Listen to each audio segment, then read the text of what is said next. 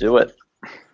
Alright, ladies and gentlemen, welcome to the Whitfield Report. I am your host, Sam Whitfield, broadcasting a pre-recorded interview here from NGC Studios.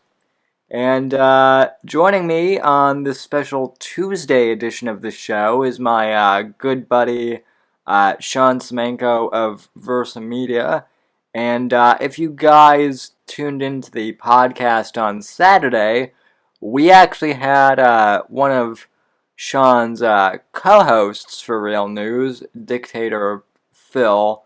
And, I want to thank Phil for coming on and, helping, be my impromptu guest and helping me do commentary on some of the dumb debate stuff.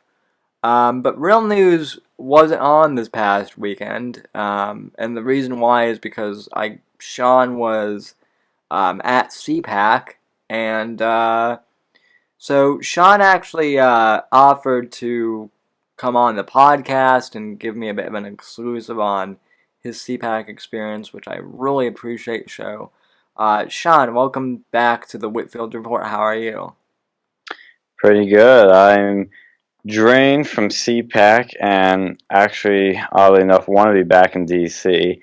I did enjoy visiting the swamp, as swampy as it was in many ways. There's a lot to do there, and it was fun, but 'cause now I'm back doing schoolwork, so it was a nice little mini vacation, but I would like to go back, but it was an experience. How are you doing? How was I'm that interview with Phil? I'm doing well. Well, Phil is entertaining as always, especially when you get him uncensored. He's really entertaining. And I did make one mistake with Dictator Phil, and by the way, thanks for lending him to us here at NGC Studios. We really Comes at a cost.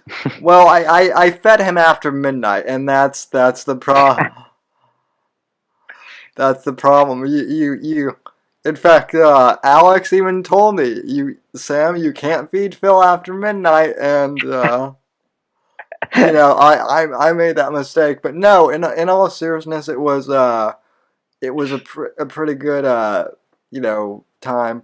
We did commentary on the debate. Before we get into CPAC, actually, though, I do want to ask you, did you watch the dumb debates? And if so, what did you think? I did not watch the most recent one because that was the night we were driving down to CPAC. Oh, Uh, okay. so I did not get to see it because CPAC was from Wednesday, I think February 26th, till Saturday. And the first day, Wednesday, we had to bring a bunch of other people from the College Republicans because they didn't have another car. So we lended ours and we gave them some seats and they came down with us. And we were originally going to leave Tuesday night, but Wednesday is mostly like a training day at CPAC, so CRs normally get there later, and we thought, yeah, I'll probably get there later too. It turned out to work just fine. Um, and I'll go into that in some detail some more, but I did not watch the debate. I did not have time to. Well, ironically, this was the only debate that I actually, well, this was the only, I wouldn't to say the only, but this was the only one out of two that I watched. I think I watched like the second one, and then I watched this one because it was like the last primary, and like Yeah. I wasn't even gonna watch it, but people were like, you kind of should. So like I got Mm, I kind of got pressured into it, but boy, am I glad I did because it was actually it was it was actually funny, but like not like haha. It was funny to watch them all beat on each other. So yeah.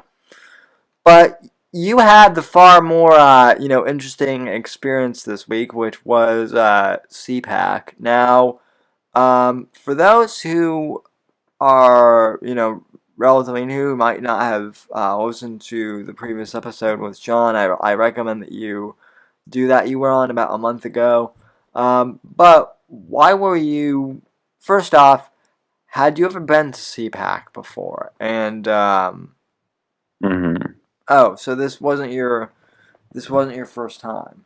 No, this was my first time. Oh, Yeah, I was just going like, yeah, I do oh, that a lot, but yeah, so it was my first time. I've never been there before, and I really wanted to go because it was what I've been told. It's a kind of a once in a lifetime experience where, all these conservatives are in one place in America. A lot of big famous people they would just bump into. And I thought, might as well. I've heard that it's also kind of cucky, kind of establishment. So I said, let's find out. Let's see. Maybe it's changed. Maybe not. We'll find out. And, I was just interested. It's a fun thing to do, but also to network and connect with people and tell people about our new organization we're starting here at Penn State, Uncensored America, which is a organization dedicated to protecting, promoting, and educating college students on free speech. Something I'm very passionate about, something I love, and me I too. wanted to try it nationally. So yeah, so folks, the last time we had Sean on here, for those who haven't necessarily been following the podcast in chronological order, which shame on you. Why haven't you, been doing that for the past year? You should. But no, in all seriousness, I think the last time we had you on here, you were you were planning on going to CPAC, or like you were in the midst of making your reservations, but you hadn't confirmed. So Yeah, I think you're right. At the time I was thinking about it, and I finally said, why not do it? And I'm glad I did it. I really am. There were ups and downs, and we'll dive into that, of course. But overall, I was glad I did it. It is definitely something worth doing once. I may want to do it again. I don't know, but it's something that if you are right wing, if you're conservative, if you love Trump, if you love politics, you're really into shit, definitely go. It's an experience. It's something else. Just do it, maybe even for just a day, and it was really cool. yeah, it is. I mean, I haven't been, but I haven't been to DC in a long time. But from I've never been to DC ever. I want to make that clear too. I've never been to Washington D.C. I drove through there once to go to what's it called? Not Gettysburg. The thing in Virginia. I can't believe I'm forgetting it. I'm getting tired. That's probably why. But something. Crap. What's it called? Where it's like an old village, big like town in Virginia. I'll find it. So I don't look like a bigger idiot. yeah, I mean, I haven't been to DC since I was, I think, like 10 or 11, and I mean that was mind blowing back then. And it's probably time that I go back, just because like I'm a lot older too. But yeah, I mean, so also part of the experience was getting there too for you Mm, then.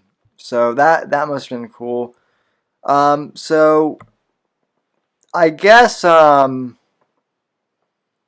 mean I'll just kind of let you start off, free range. There's a lot to cover. So I guess like, oh, yes. so I guess just like I don't really know where to start, obviously. So I guess, uh, you know, so I guess starting off, like, I guess what was what were like your first impressions? Sure. And it was Williamsburg, by the way. That was the burg I was trying to think of. Um, so, what I can say for first impression, I think a good way to break this down, what we can do is go day by day, because each day is kind of like a chapter in this novel here that is CPAC. So, first day, when we went down, was the Wednesday. I actually didn't go into the convention that day. We drove down, and the first thing we did was go to Trump Hotel International in DC.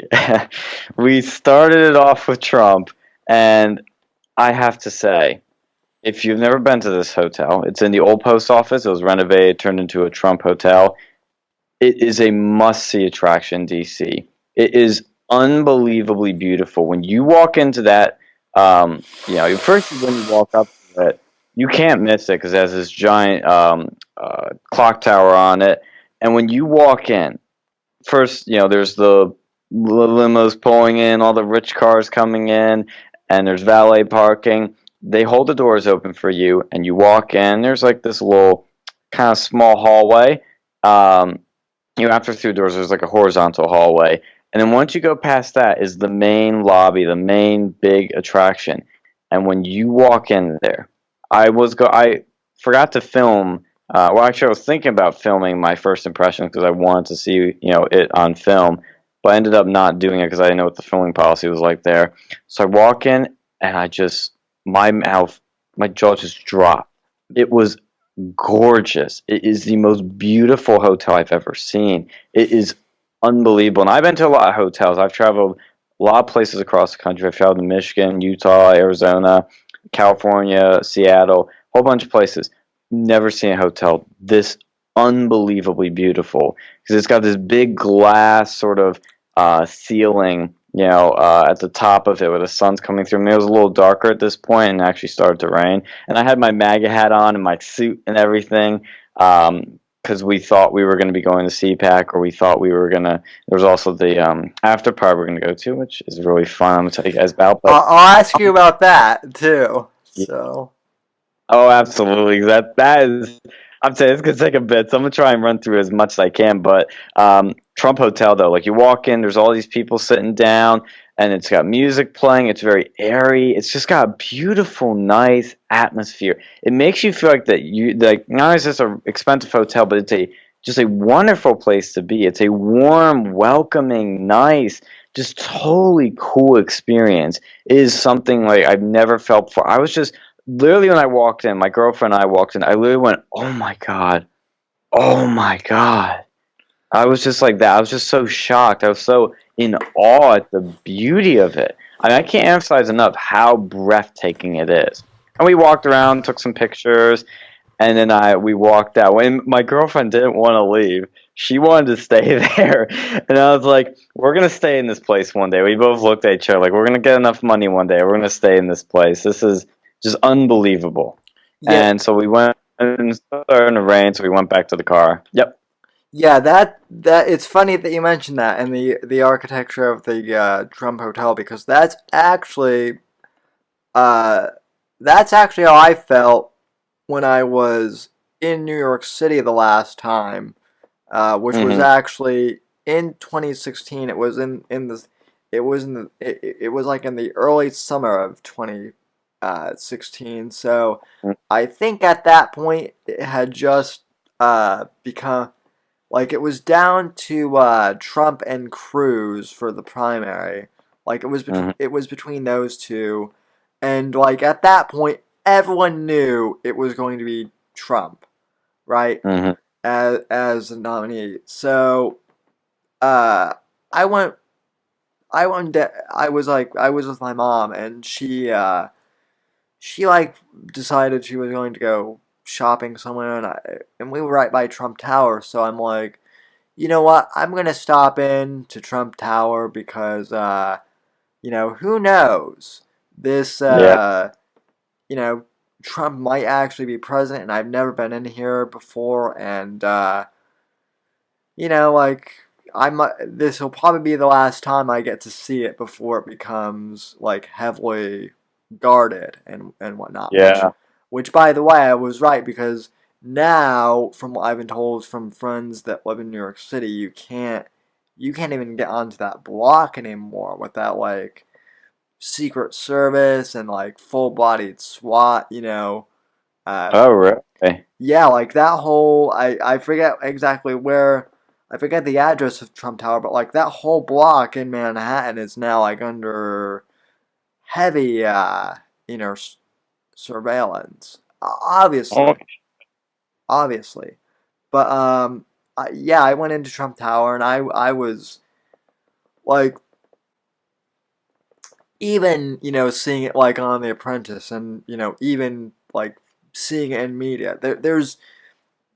There are two places in New York City that have always, kind of captured my eye. Not to get on a tangent, but one is Grand Central Station, and Hmm. the other is Trump Tower. Like those two Yeah. buildings have just always like taken my breath away. Um, Yeah. And it's one thing too, like to see it in pictures, but when you see it in person, it's just something else. So if you love Trump Tower, you're gonna love Trump International Hotel in D.C. It's that same level. I don't know if it's better or just as good or whatever. I don't even think that fucking matters. It's still an amazing, beautiful sight that you just gotta see it. So that's how we started off. That's how this trip started off. And then during the night, right after that, we had to get on over to a particular after party I found out about uh, just not too long before. I think the day before I found out about it. And that's the thing with CPAC. You have your regular convention, but then all these other people hold their own events or their own after parties, whatever it is, with their own speaking events and whatnot. So I headed over to the National Files Emergency First Amendment Summit because it was featuring Alex Jones, Gavin McInnes, Owen Schroyer, and a few other people that Rob Dew spoke for a bit, but I don't think he was on the speaking list. And later they add Nick Fuentes, and everyone knows oh, I'm not a fan of Nick Fuentes, but I was still interested to see him and see what he had to say. yeah. So I actually watched part of that stream when Gavin came on because one of the discords I'm in. Yeah. It's no secret that I'm actually, kind of in that community. So Mm. we watched it. I got to see part of Alec, but see, I had no idea that you were there until you told me afterwards. So Mhm. I was, in fact, I was actually thinking, I'm like, Sean's probably in Philly, watching this on YouTube too, and like, little did I know. But There. I anyway, actually got on camera too because when we got there, it's you walk in and there's like a bunch of. Here's the other good thing. It was free. That event was free, and you had free food and a free open bar. I don't drink, but my girlfriend did, so she liked that. So we got there, grabbed a bit of the appetizers, 'cause that's all there really was. It was just sort of like hand picked food, that you just sort of grab. And then she got a drink, and we went in. We saw Alex walk in, and I guess he started speaking immediately because I was like, "Oh, we better check see if he started speaking soon." And he was already speaking. And when you can, on one part in the feed, you can see us on the camera, the back of our heads as we walk down the middle aisle and sit down. wow, that's cool. Also, you don't drink? Did I not tell you that? I made a Hmm. confession there. Yeah, I do not. That's I the only thing Fuentes and I have in common. I don't I don't trust I don't trust alcoholics, but I also don't trust people who don't drink either. Well, okay, here. That's I I will, I'm cool with when you cook with alcohol and you put it in it to make the flavors better. So that works. That good compromise. I'm gonna, you know what? You come down to Florida, I'll take you to a nice tavern here. So Uh, I probably will visit down there someday. or you know what? At the very latest, when you come down here, I'll I'll I'll get you a nice box of cigars. So although I don't smoke. oh what you don't I know I'm such a degenerate. I don't drink. I don't smoke. I don't do drugs. I know. I don't do drugs either. So but I wasn't dead, but I want to make it clear to everyone because then somebody's gonna be like, "Oh, I bet he does like weed or something. Looks like a pothead," which I've gotten before, but no, I do not. I Um, I've smoked. I will confess, like I've smoked weed twice. Just Fuck you, up, degenerate. I knew it. oh yeah. I'm a bad boy, so to speak. But no, in all seriousness, I've smoked weed twice. doesn't really do anything for me. So I'm like, I've heard that from enough people that it just. I already had no interest, and now, like, after hearing that from so many people, I'm just like, I really have zero Zippo interest. And after I smelled it for the first time, God, it smells awful. yeah, yeah, Terrible. yeah. It does. Well, I was like, well, so honestly, like, I'm like, so when I tried it like the first time, I was like, okay, so like this is what it's all about, like, cool. But like I was like, doesn't like I didn't have like I didn't have like a bad reaction, but I also wasn't like, oh my god, this is the best thing ever. Yeah, I was kind of yeah. like I was It's, I will say this, it made me feel like a lot calmer. mm, But like that's because my brain, especially because it probably was after like 2016, so like my brain is just like constantly um you know going and thinking about things. But no, anyway, so now, Speaking of Alex Jones, yeah, speaking of minds that constantly are buzz. I just think of all the Joe Rogans when he like fucking smoked weed and drank. But yeah. So speaking of that, though, seriously though, yeah, we saw Alex's speech and he was getting all fired up, and I was like, oh my god, it's Alex Jones, this is fucking funny, this is crazy, this is awesome, and he brought up Owen Schroyer, Rob Dew, a bunch of other people. And by the way, I will say, and I'll say it's probably again later, the Infowars crew are awesome, fun, cool, funny people. They are like a family. They're fantastic. Say what you will about Infowars or whatever. I don't give a shit. The people that work for it, though, are just cool people. They're great. They're awesome. They're really lovely people to be around. They're just so like you'd want them as neighbors. They're just fantastic. That, Or that maybe you. that's what I've heard. And Yeah. like, and honestly, even though he's not part of the InfoWars team, like Joe, like I have to admit, I love Joe Biggs. So Mm.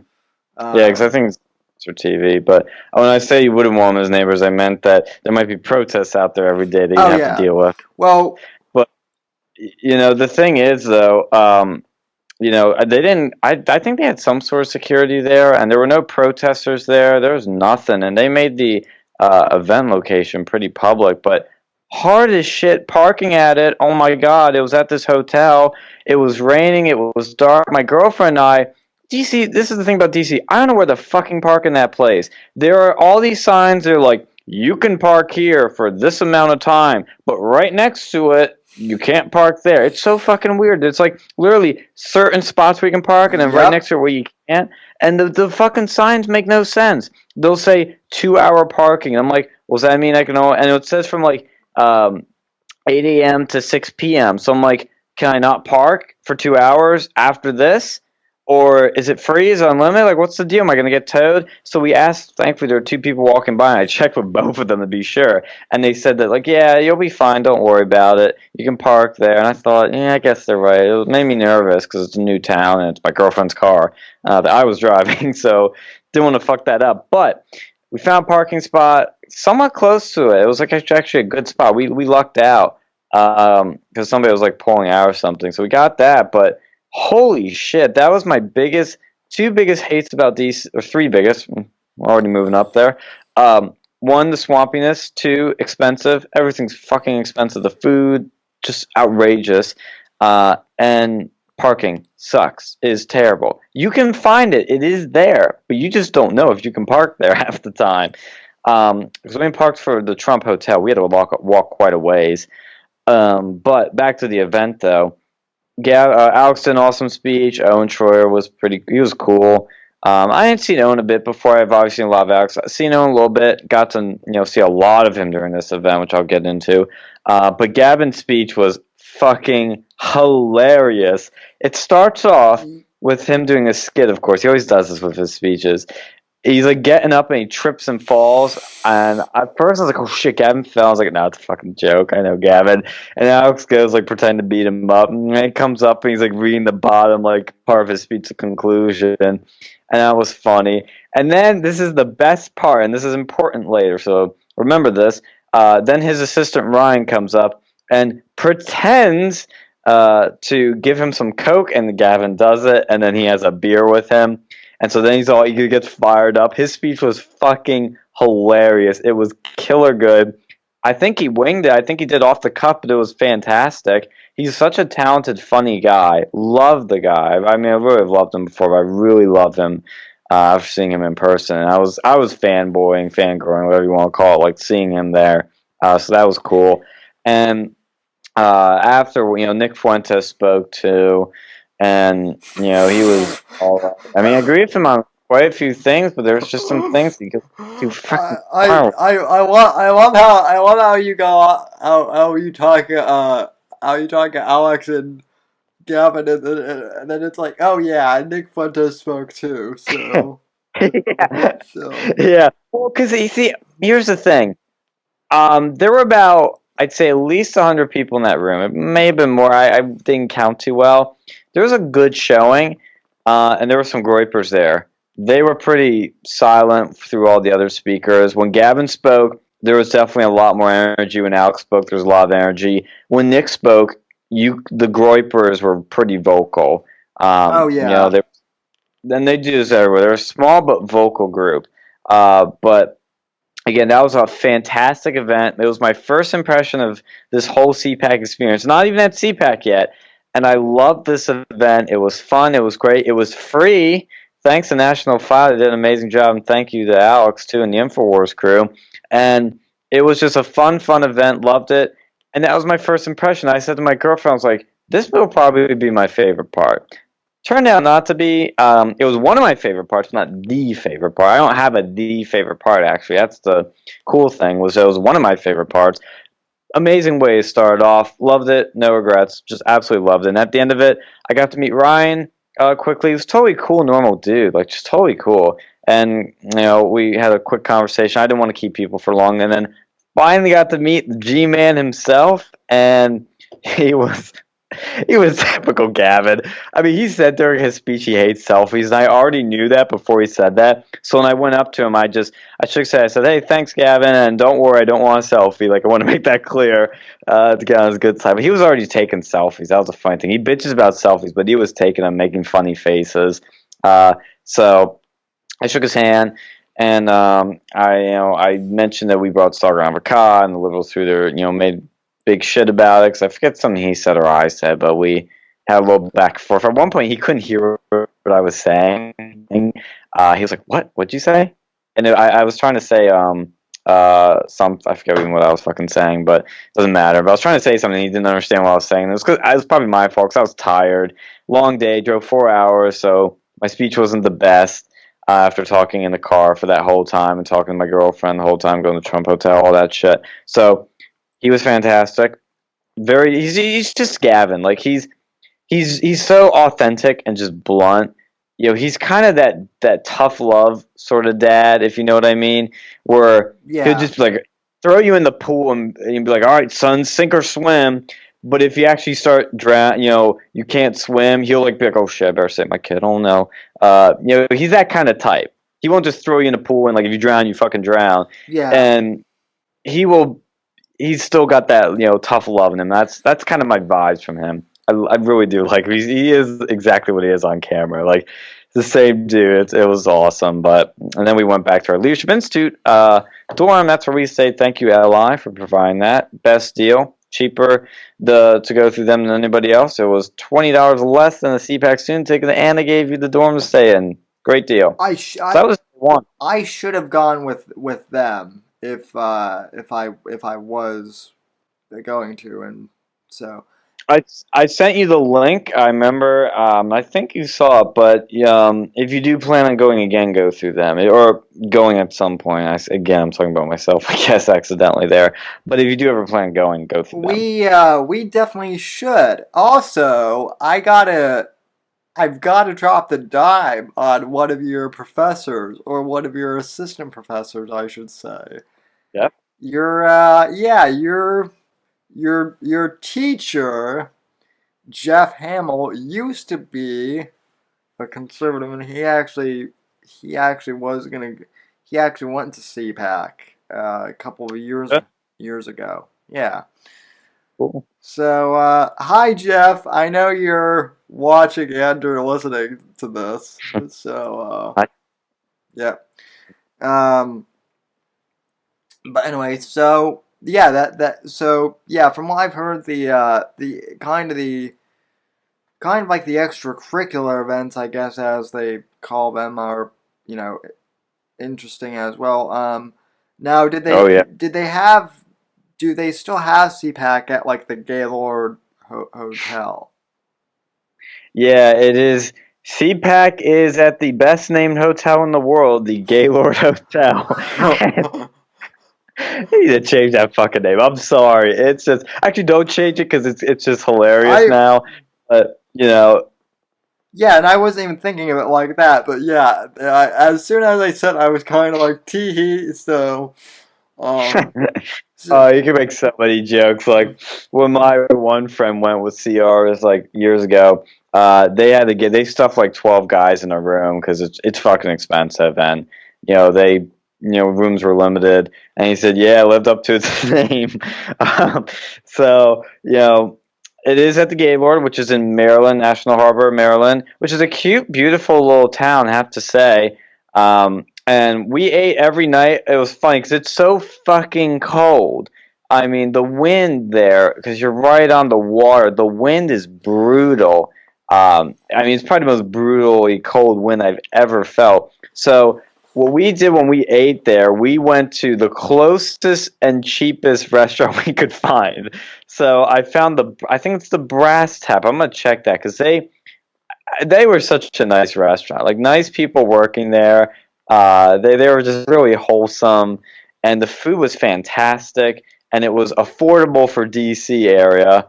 It was great. So we just kind of would walk over there, which was only like a block away.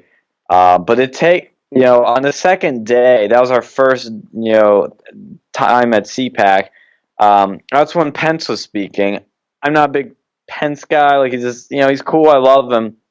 Just doesn't do a lot for me. Not something I get excited about. So after the exhausting and draining first day, that's something I want to make clear to people. If you're going to drive down, the first day is going to be exhausting. We slept a little later and missed Pence, kind of. We thought, okay, Pence going to speak at 10 a.m. We'll leave then, and things should be clear by then because security, Secret Service closed down the roads 2 hours before he spoke. So you couldn't get in to the Gaylord. Like you literally couldn't drive to it and get dropped off there. We used Ubers because that was the most convenient. But we Ubered up there, and we still couldn't get in. It was like an hour after he was done speaking, I think, or 30 minutes. He was supposed to speak at 10, and the speech was supposed to only be like 20 minutes. It was like close to 11:30. I forget what it was. And the roads were still closed. So we had to literally get out of our Uber about a half mile from there, walk over from the highway that was closed down, walk through the entire town, get to the Gaylord. And even when we got there, we registered. You couldn't even get into the convention hall because they shut it down for Pence. So we're sitting there waiting, just sitting there, and I'm like, God, I feel like I'm wasting time, like looking at my phone, like just sitting there. I'm like, maybe I should start talking to people. My girlfriend went to get something or I don't remember what she did. And she went to the bathroom, and it had been a while. It's like, man, what's taking her so long? She shouldn't take this long. I mean, she takes a long time, not this long. So I started walking over, start looking around, maybe look for her, and I look over and I see a girl in a pink dress with a microphone in front of my girlfriend's face. I'm like, wait, what's this? And I see it's an InfoWars mic, and my girlfriend is being interviewed by Millie Weaver from InfoWars. So your girlfriend, my future wife, then. Very cool. Yeah, yeah. I was like, holy shit! Oh my god, I'm so proud of you. So I go over there, and I see her, talking to Millie. I'm like, holy shit, she's on fucking InfoWars. I'm taking pictures, and then the interview ends, and Millie's like, hi, and I'm like, it's my girlfriend. So And she's like, you want to do an interview? I was like, yeah, sure. And she asked me a few questions too. So we were both on InfoWars right there. First fucking few minutes at CPAC on InfoWars.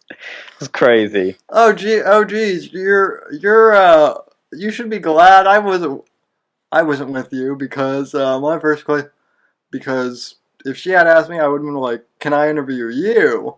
So Yeah, so and I had my GoPro and my shit. I didn't end up filming anyone for our show. I got some footage though, but that was really cool. I gotta find that and see if they made a video of that or anything, because that they were pre-recording, so I don't know if that's actually on any of their videos. I should check, but you can check that on band.video. But that was really fucking cool, and that was the first thing that happened at CPAC for us. And so finally, like, we waited like an hour, so we finally got in. It was afternoon. We got food. By the way, food in Gaylord is utter shit. Their food is terrible. It is overpriced. It is bland. It is the most basic food ever. We got burgers, $10 for a fucking burger with no cheese, no toppings, no nothing. It's just a bun and a patty. That's it. $10. You so can get, oh yeah. yeah, can continue on. Sorry, I'm ranting about the No, food. no problem. I have kind of a comment and question after you're done about that. Yeah, so that fucking was bullshit. The water was $4. Any other beverage, like the burger was the cheapest fucking thing. Everything else, the salads, the sandwiches were like $16, $18. I'm like, the problem is you either eat there, you eat at this, because the resort kind of has like this sort of fake town, mini town, like indoor town setup. And you could go to those, but the lines were too long. We tried, lines were way too long, 30-minute wait. You don't have time to do that, and that's probably expensive too. So we had to do that, and it was what it is. What it is. It wasn't the worst thing, but we were starving, so we had to eat, because we had to eat real quickly. Good thing I brought Cheers to get on with it. So that was really fucking overpriced and just ridiculous. So to kind of compare and contrast a bit, Mhm.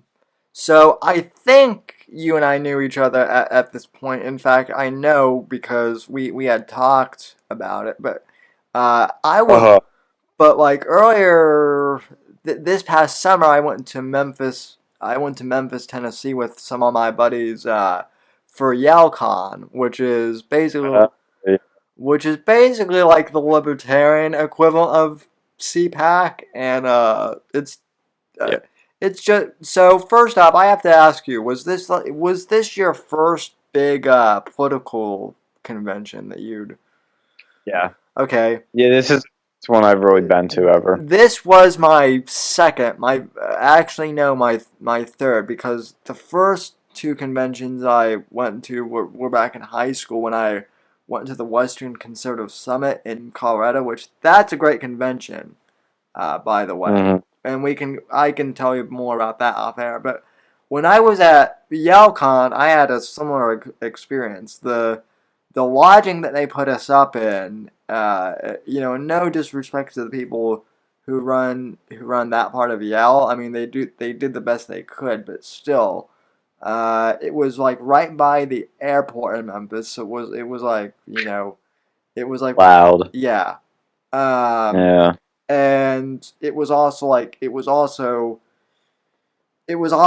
old, like the hotel. So like it wasn't. It was kind of like the Gaylord, but like less nice.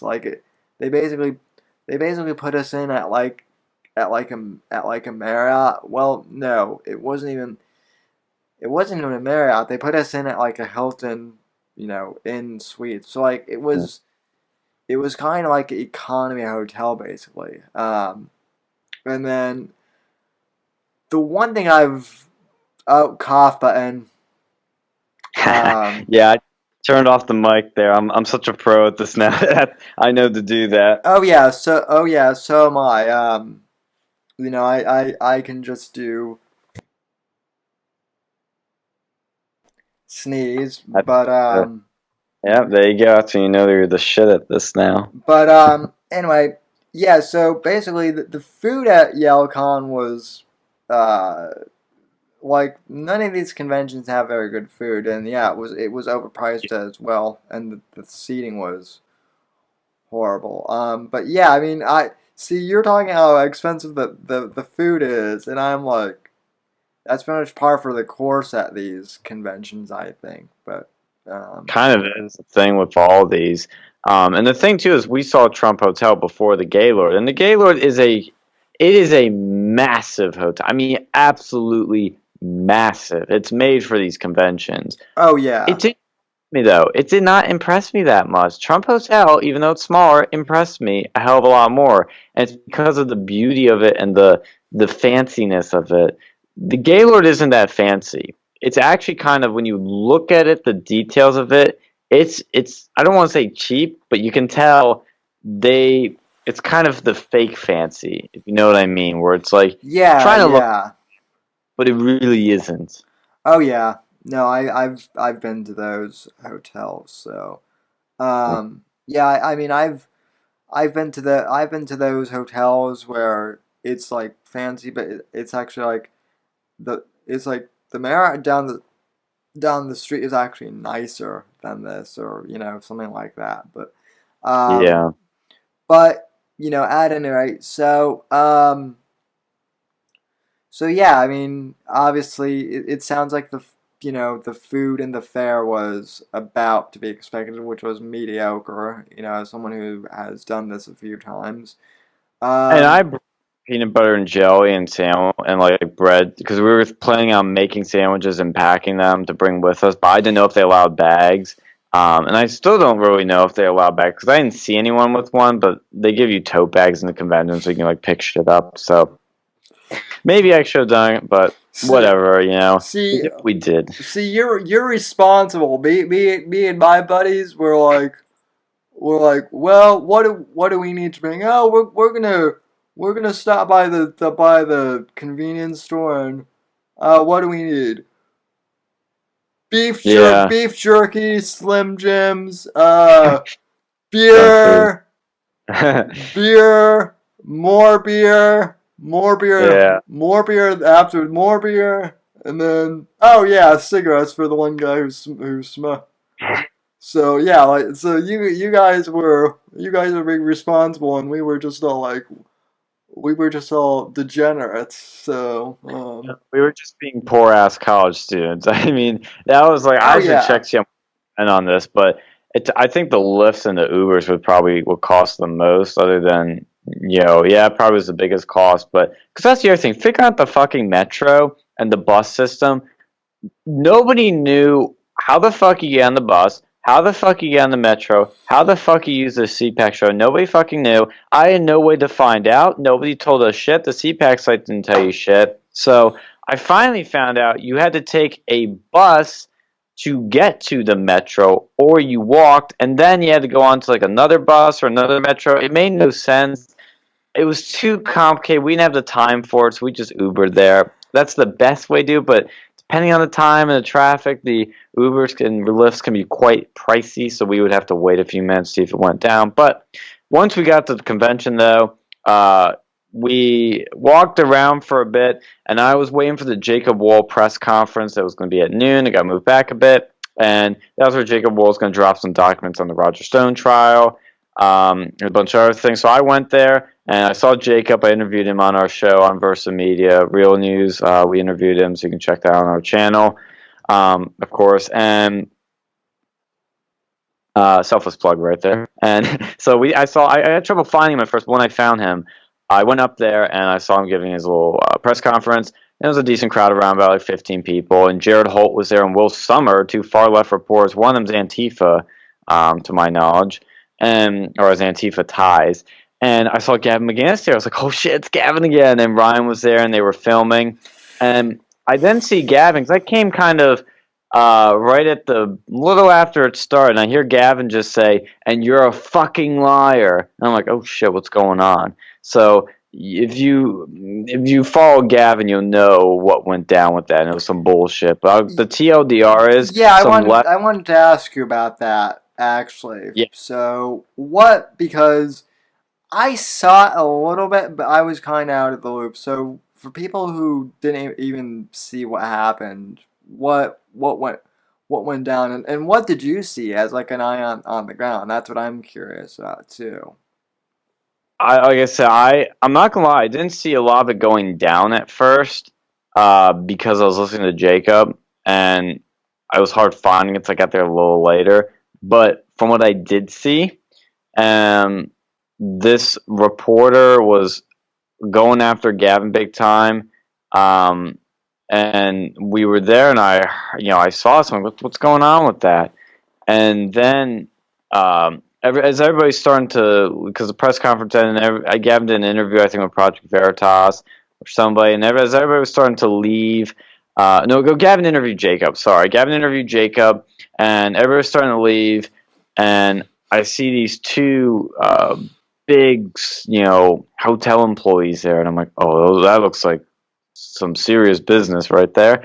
And Jacob was talking to this one woman that was asking to do an interview, and he's like, all right, let's walk and talk. And he's walking in, as the employee comes up to him and goes, so, ma'am, are you with these guys? And she's like, no, I'm just asking questions. And I'm like, wait, what the hell's going on? Like, what's going on here? And then I'm walking away because I thought they were just, security watching to make sure nothing got out of hand. So I'm like, this is a little weird, but I keep Right. walking. And, I walked away for a bit, and I was like, maybe I'll come back to see what's going on, like, see if I can give Gavin my card or something.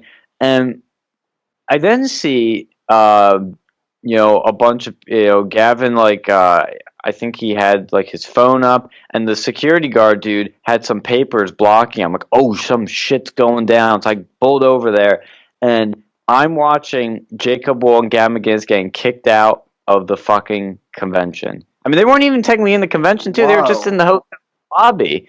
That's a key important detail nobody's mentioning in this whole thing. Yes, Gavin and Jacob got kicked out of CPAC, but they were just in the lobby of the hotel. Gavin did have a badge that had him as an attendee of CPAC. Jacob did not, and that could be the reason he was kicked out. I'm not sure about that. I could be totally wrong. He could have had it on him, and I just didn't see it. But what Gavin said, and this seems to be 100% true, I didn't see what this one report claimed happened, but this one report claimed that Gavin threatened to beat him up. I didn't see that at all. That never fucking happened. And then that guy must have called security to get them booted out. And that's what Gavin says happened. That's what looks like happened. Gavin has this all on video, so the proof is right there. But they got kicked out for bullshit reasons. It was so stupid. Um, and I took a picture of it, and then Jack Posobiec, who we also had on the show on Real News, was nice enough to retweet it, and it blew up our tweet on that. It was such total bullshit that they kicked out a conservative, a Trump supporter, a guy that fought to get the man we love in office, and they kicked him out. They kicked out Jacob. I don't even know why they kicked out Jacob. Gavin threatened no one. Jacob didn't do shit. He just stood there in the hotel lobby. Even if he wasn't a CPAC attendee, even if he was in the hotel lobby, which there's so many hotels, the Trump hotels this way. A lot of hotels, you can just fucking walk in. It's like, I mean, theoretically, they could kick you out of that if they wanted to, but it's the lobby, and it was absolutely ridiculous. I don't know why they kicked them out. It was Well, total bullshit. The only thing I think of is that they believe that guy's empty threats, which is ridiculous. They should have, at least heard the other side. well, here's the thing though that really kind of irks me with CPAC just in general, and this is why I really, I mean, honestly, uh like I might go again now, but uh like After hearing, honestly for what I was really gung ho to go to CPAC, and then I kind of lost my desire to go because 3 years ago uh was when, like, right after Trump got elected, was when they were going to have Milo speak at yeah, CPAC, and And then they invited him. they disinvited him because somehow someone found his interview with the drunken peasants, which I had seen that interview when it came out, and I was Mm-hmm. kind of like, okay, well, it's and they made the whole thing about Milo, I'm like he obviously wasn't serious, and do these people not know who the drunken peasants are? Mm-hmm. Um, you know, and also when you have Bill Ahoy Crystal Oh fuck, guy. as one of your people leading the Yeah. CPAC board, I don't trust him. By the way, every time, what did you see Bill Crystal? No. I might have. I don't know. Here's the thing about CPAC. When you walk around the halls of CPAC, you are seeing famous people left and right. Literally on the third day, I was walking in, and the first person I saw was Rick Harrison from Pawn Stars, and I was like, "Holy shit, it's Rick Harrison!" But you get so used to it that it's kind of just like, "Oh, there's Rick Harrison. Oh shit, there's Candace Owens. Oh, okay." It's like it kind of doesn't hit you as hard because you get used to it. But it's still really fucking cool seeing all these famous people. And I didn't bother most of them. It was just kind of cool to see them alone. But I did bother a few of them, which we'll talk about. But You've um, you probably bumped into a few people that I actually know personally, but uh, haven't yeah. told you. So, Oh, that'd be um, fun to find out. But what also happened shout because real quick yeah, shout out to Larry O'Connor of WMAL and former Breitbart editor at large. So, wow, impressive. Um, so what we did after that is we started going to the CPAC Central, which was where all the booths were, and then we also went to the media row, which is where all the press people were with their little booth set up. And when we went up to the media row, there's a big crowd there. I'm like, "What's going on?" I go over there, and who's there? Alex fucking Jones. Alex Jones crashed CPAC. It was fabulous. He was, interviewing Bolsonaro's son. And then who do I see there is Laura Loomer. I actually got to talk to Laura Loomer. I shook her hand. I gave her my card. She was very cool, very nice. I really liked her. And Alex was there taking selfies and whatnot. He had some security there. Some muscle was guarding him. But they went around the media row, and it was fucking funny. It was great. And then he got out there at some point. But Alex Jones crashed, and it was fantastic. And then when we went to CPAC Central for all the vendors and booths. Who do I see at one of the company's booths is Owen Schroyer sitting down with a camera and mic interviewing people. Owen Schroyer for InfoWars. And so I was there for a while. And across from me was the Walk Away booth. And Brandon Straka was going to come in a few hours. So I came back. I got to meet Brandon Straka from Walkway. Super nice guy, super normal, super cool. I loved him. Shook his hand, gave him my business card, and we chatted for a bit. But he's a really cool dude. I'm gonna probably get him on the radio show soon because I just really liked him. I wanted to get him on for a while, and so saw him, and I saw Owen's assistant too. I forget her name. I think it's Savannah, and she was very nice. And they were. You could tell Owen was just having a blast there. Like, he's a very talented radio host, by the way. Very talented speaker. He can just go and go and go in a very entertaining, cool, confident way. So that was really cool. And that was our whole day basically for day two. Day two was probably the busiest day. I was bang, bang, bang, talking to people, talking to famous people, left and right, boom, boom, boom. I made a list of all the people I just saw that day. I saw Laura Loomer, Scott Presler, who I also got to meet, shake his hand, give him my card, and all that jazz. I love Scott. I haven't met him in person, but I've followed him on social for years, and Me too. he seems like a super. I'm friends with him on Facebook, but like Yeah. he's friends with everyone. I haven't really talked to him, but he seems like a great guy. So Oh, he is. Yeah, he was really nice. really gentle, cool guy. So I got to talk to him. He was at the media rail. He was just meeting people, and I said hi to him. Owen Shroyer, of course, Alex Jones. I saw Jaden McNeil, one of the Groyper people. We'll get into that in a bit.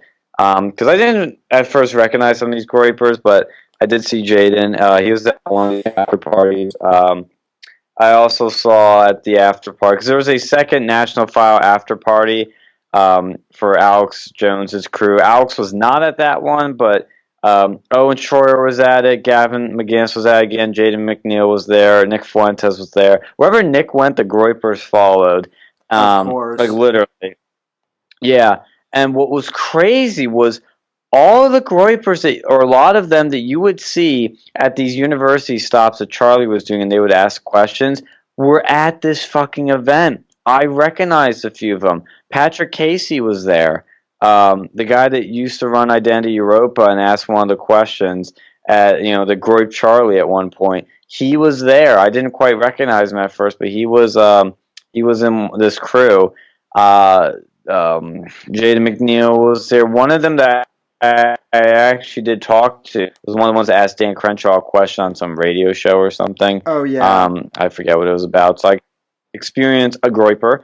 I've already experienced them a lot, but I got to experience one of these type. Gavin McInnes was there. Rob Dew. I actually got on his live stream during the event, because you come in and you can. It was again another free event, open bar, food. This one actually had more food, but we'd already eaten before this. But it was still cool. And they eventually started doing speakers. Gavin's speech was fucking hilarious. If you have not seen this one, you have to, Sam. Wait, so he literally started off. Yeah. Wait, so this is another speech that Gavin did in addition to the one at the. Oh, interesting. And the great thing was, it was totally different. Like, he didn't just regurgitate the same speech. It was a totally different one. I'll find the link. This one was trickier to find. And I recorded most of it. At first, when I saw him, I was like, yeah. And I was like, oh, shit, I should be recording this. It's Gavin. Yeah, I wasn't even thinking about that. But he literally starts off his speech with, we have a lot of people here, conservatives, right-wingers, the Groypers. And, I hear the Groypers, and they're all talking about how we give too much money to Israel. But you guys get too little pussy. You guys need to get laid. That is how he started it. That's how he started it. And he just went on and on and on. He's like, you guys need to stop worrying about foreign policy and start worrying about getting laid. It was so fucking funny. Yeah. I mean, my girlfriend had never experienced really Gavin before. I played her a few things by him, like his TED Talk and a thing he gave about like relationships. And this was her first time like really sitting down and listening to him. She was like loving it. She loved him. It was her favorite. Your girlfriend, you mean? Speaker. You What about her? This was your girlfriend's first experience with Yeah. Gavin? Ah, interesting. Yeah, I'd only played her a few things before, like his TED Talk and something else, but this is her first time like fully experiencing the Gavin McInnes experience. And she was like, it was kind of like she likes that sort of shock, edgy humor. And she was like real, like after the first like, so she was laughing a lot, and she was really getting a rise out of it. And the second one, she really got. I was like, this is why I love this man. It was just so good. He was killer. And so when Rob Dew was coming around, he had this like live stream camera going around. He was coming around. Rob Dew's such a nice guy, by the way. He's so cool. Like, I could just shoot the shit with him forever, it feels like. And he came up to me with the camera, so I was like, ooh, he got me. He was like, so what'd you think? What was your favorite speaker? I was like, yeah, it was Gavin. Because I love Gavin, no homo. And he laughed at that. And when Gavin got on the stage, the guy who organized the event, he literally, this is fucking Gavin for you, he'd get away with this. He literally went down and grabbed the guy's crotch as a joke. Like, he went and, like, grabbed it some way. He's like, grab him by the poofy. I don't know if he really touched it or whatever, but you can analyze that. But he said, would you grab his crotch? And I was like, no, I don't want to Me Too, Gavin. So guys, yeah. Gavin McInnes is gay. He grabbed. Oh yeah. Oh my god. Sorry, folks. I keep promising I'll try not to do an Owen Benjamin impression, but it just came out still. It's not just Owen. It's a lot of these groypers. Like they think Gavin's like gay or does gay shit, and they don't like it. Yeah, I Look mean, at yeah, I'm and like Gavin's a frat boy in many ways. He's just a frat boy having fun. Okay, whatever. It's don't people take him too seriously. Look, that fucking reporter. This is what I forgot to mention. I was telling people to remember. That fucking reporter at the Jacob Wall press conference was like, "Oh, Gavin, I saw you do coke last night." And Gavin's like, yeah, yeah, sure you did. And it was on camera, too. There were a bunch of cameras. And Gavin's like, oh, fuck. Like, dude, don't you get the joke? Because there were fucking cameras there. So, yeah. yeah, People don't get it. yeah. Honestly, it's the same thing with Rush, like with Rush Limbaugh. Mm-hmm. Yeah, Yeah. I, And Alex Jones. I always have to clarify because people always think I talk about the band, which the band Rush is awesome too. Rest in peace, Neil Peart. But no, Rush Limbaugh is the I think it's pretty safe to say that Gavin is to you as Rush is to me. I think. But yeah, I mean it. Milo for me, actually. I mean, I don't want to rank people or pick favorites, but I would say the people that have had the most impact on me, the three biggest people, would be Donald Trump, Scott Adams, and Milo Yiannopoulos. And Gavin's a close. Like he would, if I had to put a fourth, and I'd put Gavin. And then probably some other people I can think of, but Really, Scott Adams. yeah, Scott Adams changed the way I thought about a lot of things. I think we mentioned this on that first interview we did with you. I really dived into that because he really changed my perspectives on persuasion, emotions, politics, how the brain works, how people really work. Totally changed my mind. I But in terms of like comedy, I would obviously have to take Scott Adams out and put Gavin in there. Your political comedy. Yeah, but do yourself a favor, my friend, and read the Dilbert Daily strips because they are funny. If Oh you yeah, I'm not saying it's not funny. It's just Gavin's more my Oh style. yeah, Uh, me too. yeah. So at that after party, again, this is the thing. All these people were at this after party, hanging out, having drinks, chatting with people. I almost got a chance to chat with Gavin again, but it was like right before he was about to speak. I know, so I was like, oh, I shouldn't bother him. But the other people that were there, one I didn't even recognize. So one of the Groypers mentioned, but Stephanie Hansen, who's one of those like e-girls in the Groyper movement that they kind of like fantasize about. Like I'm not even joking when I say that. I She was there. Looks different than she does in pictures. We'll say. I used to be Facebook friends with her before I found out that she was, Groiper-ish. Yeah. So, Yeah, I think she's. I'm just gonna be honest. I'm gonna make this prediction. I'm not trying to burn a bridge. I'm not trying to shit on her or anything. But I think some of these groypers are falling into the Lauren Southern trap, and they're going, "Oh my God, a pretty girl that's right wing," and they're getting hypnotized by it. I'm hmm just saying, don't place all your eggs in her basket. But she was there. Nick Fuentes was there. Um, I also saw before the event. I forgot to mention, like one of the first people I saw was Raheem Kassam from Breitbart London or Britain, and it was now on the Bannon podcast War Room. I was see Bannon, Jason Miller, I think. So I saw Raheem Kassan, and I also saw Matt Schlapp going up an escalator. He's the guy that runs the whole gig. So I saw him. I was like, holy shit, that's Matt Schlapp. So that's all the people I saw. The InfoWars after party, or National File after party. Another awesome party. Got to talk to a lot of people. There's a wide variety of people. They're really cool, fun environment. It's one of the times where I didn't feel nervous in a social environment. I mean, my girlfriend was there at that house, but I could easily go up to people and talk to them. So I mean, there's sometimes I'm like, yeah, I don't know if I should go in this group. I don't know, but the group was kind of had their own corner where they were all surrounding Nick, and then everybody else was kind of mingling. but that was cool. And I saw Jaden McNeil when we were exiting it. There was literally a girl, like some drunk girl, like came into the, Jaden was outside. We were waiting. That's in like right before we exited the building, in like a sort of lobby thing at the end of the staircase. And Jaden was outside, recognized him. I was like, oh shit, it's Jaden McNeil. And and by the way, he's one of the Groypers guy from, used to be a Turning Point president somewhere, I think Kansas, and then stepped down.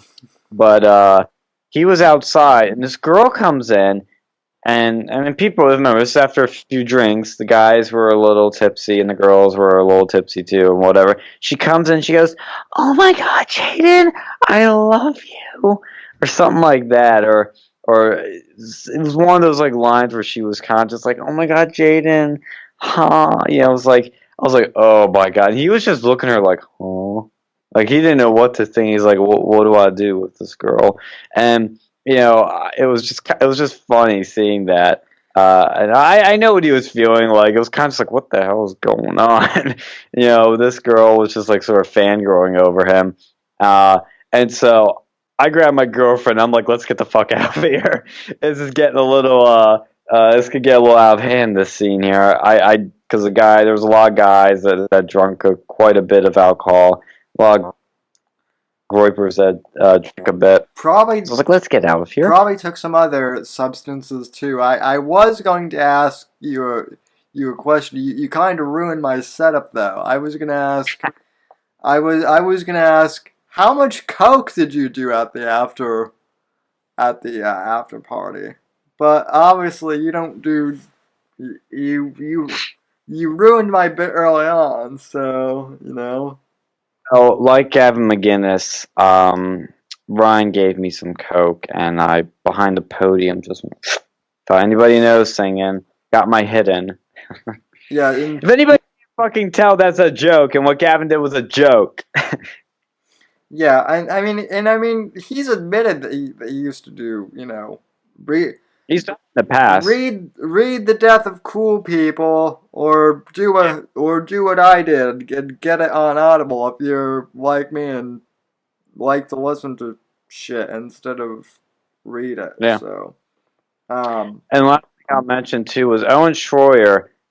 I gained a new level of respect and appreciation, love for him, because during his speech, he's like, I don't know what to talk about. I'm just kind of gonna say this and that. I didn't really prepare a speech, and then he started opening up to Q&A, which was really cool, and he had people coming up, and I got to ask him a question. And I said, like, who do you think is the biggest threat to conservatives, America First, Republicans, right wingers, movement in general at large, something like that. I think he thought I was a groyper, even though I'm not. But I was just genuinely curious what he thought the biggest threat was. And I think he said Donald Trump. Actually, he said, while he's done a lot of great things, I love the guy. We can't, Trump can't be the end all be all. We got to find something to continue this legacy. So he gave a good and interesting answer, but very charismatic dude, very cool dude, and he had a great way of handling some of the, I guess you could say, groipery questions. Like one guy started asking about, I think he's mentioned something about having European heritage, and Owen had such a great answer. He says, "I don't give a damn if my DNA results come out European, Asian, whatever. I'm an American." And he went on this thing because the guy started bringing up race and all kinds of other shit. The guy oh yeah, yeah, he clearly had a few in the system, and he was going on about that. And Owen just handled it perfectly. That's how Charlie Kirk should have handled these things, and Owen handled it perfectly on the spot. Again, though, but another great event. The one thing that was odd was when Nick Fuentes spoke, there were a lot of fucking groypers there. They kind of stacked the room. yeah. It's And there were about 50 people at this thing, and they were like 30 of them. it's a cult, definitely. It is a And I mean, and for people who watch my channel, oh Sam, you say the same thing about Owen Benjamin, yeah, because that's even more of a cult. that's even more of a fucking internet cult. And granted, Nick isn't that. Nick is. I want to make something clear. Uh, Nick Owen. Nick is not as bad as Owen, and in fact, like I even I even de- I even defended Nick and the Gripers when Owen was saying that he was going to beat up Nick and that the Bears should like start hunting Gripers and whatnot. All that was I was like no, but just because I detest Owen uh, doesn't mean that I think the Gripers are awesome either. So, um, Yeah, and the thing that's weird is like when Nick spoke, they all cheered really loudly and all that. And at one point, this is what surprised me: is one girl clearly did not like Nick, and she took her glass of water and tried to chuck the water at him, and it only got a few feet on the stage. It didn't even touch him, and she then left the building, and Nick just went, "Bye, no e-girls, bye, bitch." And when you with the way he said it and in the room, I kind of went, "Oh God, that was a bit assholey the way he did that." yeah, Uh, I've got personal stories that I've heard. So none that I want to tell on air, obviously, but mm, yeah, I mean he has his moments where he'll do like really good and he'll say stuff that like I agree with, but then he'll it's just those little things too where he'll just like spaz out, and I get that he thinks it's comedy, but it just feels that way. it's Like when Gavin does shit, like during the first event, he told like the Groypers literally to shut the fuck up. He's like, "What's all the chit chatting? Guys, shut up! I'm speaking," or something like that. He said something like that. Like you could tell he was trying to actually quiet them down, but also he was doing it in a jokey way. Like you could tell. I mean, it's one of those things where you see it, you know it. And yeah. like him falling, you knew it was a joke. You knew the coke was a joke. But the Nick just he can be funny. He can be really smart and funny. But there's just so many. There's too many things where I disagree with him too much, or he goes too. Like being against race mixing is just fucking stupid, and I don't. He never really substantiates that opinion. When Milo pressed him on, he really didn't have a good answer. But I digress. So that was his thing, and people cheered a lot. But I could tell there were people that were clearly uncomfortable with it, and I don't just mean what he was talking about, but they were uncomfortable with all this sort of culty feeling of all these people just like worshiping him there. And I will give extreme credit to National File and Alex Jones and the InfoWars crew for having him speak, because while I disagree with him strongly on a lot of things, I'm not really a fan of him. Um, it takes a lot of guts to put someone like him up there, to give somebody who's been banned a platform in the name of free speech, in the name of principle, rather than silencing him or disassociating or keeping an arm's length away from him. Which I understand why people will do that, but Alex sticks to his principles. National File people stick to their principles on free speech, and I give them a lot of credit for that. I mean, to guts what they did, and I think it's a good thing because you get to hear what he says, get to make up your mind about it, rather than shutting him down and putting him in an echo chamber, and he gets some resistance. I would have liked maybe a Q&A with him, but they did that at the previous event where people started asking him questions. Um, but his anti-Israel shit just doesn't go well over with most conservatives. I could tell that from the event. Like, there's one woman's whose face was just like utterly like in disgust the whole time. She's like, "What the fuck is going on here? Like, what is this kid? Who are these people?" Like, she was like absolute shock at what was happening. Well, Um, yeah, and here's the thing with the whole Israel thing, because I get this a lot that like from kind of these alt right things is that like, oh, you're Israel first, or like you're like if I say I'm pro Israel, they're like, oh well you're pro Israel, and like what you must be. I've literally had people accuse me of of being like run by the Mossad, and at this point, like it's almost like I literally go wrong. I literally go along with. I'm like, yep, I'm a Mossad. I'm a Mossad Besides, agent. like, we're gonna pick this YouTube channel. No offense, with 600 subscribers, Right. and guy that's gonna fucking bring down the white man, the Americans. It's that guy. I mean, do you realize how stupid that sounds? Yeah. Yeah. We're gonna pick the we're gonna pick the crippled handicapped guy Yeah. who has 600 subscribers. We're not even going to really like if I were like in a nice studio or something, like okay, then then I could maybe see that. But Yeah. we're not even gonna fund him. He's gonna be in his room, his home studio as usual. But I don't know, Sam. You got a new laptop and AirPods recently, and a new mic. Where did all that come from, Sam? Huh? How many uh, shekels? oh, that all came from a mix of of family, friends, and Uh, ad revenue because that anchor sponsorship, yeah, that's worth a ton of money. So uh, I yeah. Yeah. I You tell him. You tell him, though. Okay. I can at this rate I'm so rich off advertising money I can buy myself a 6 pack. That's how rich I am. So You um fuck real shill, you.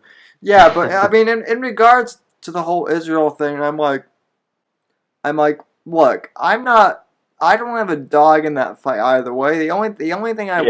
The only thing I've ever said is that when it comes to the whole Israeli when it comes to the whole Israeli Palestine conflict, it's not even that so much. It's not Israel versus Palestine, but it's like, what am I more worried about?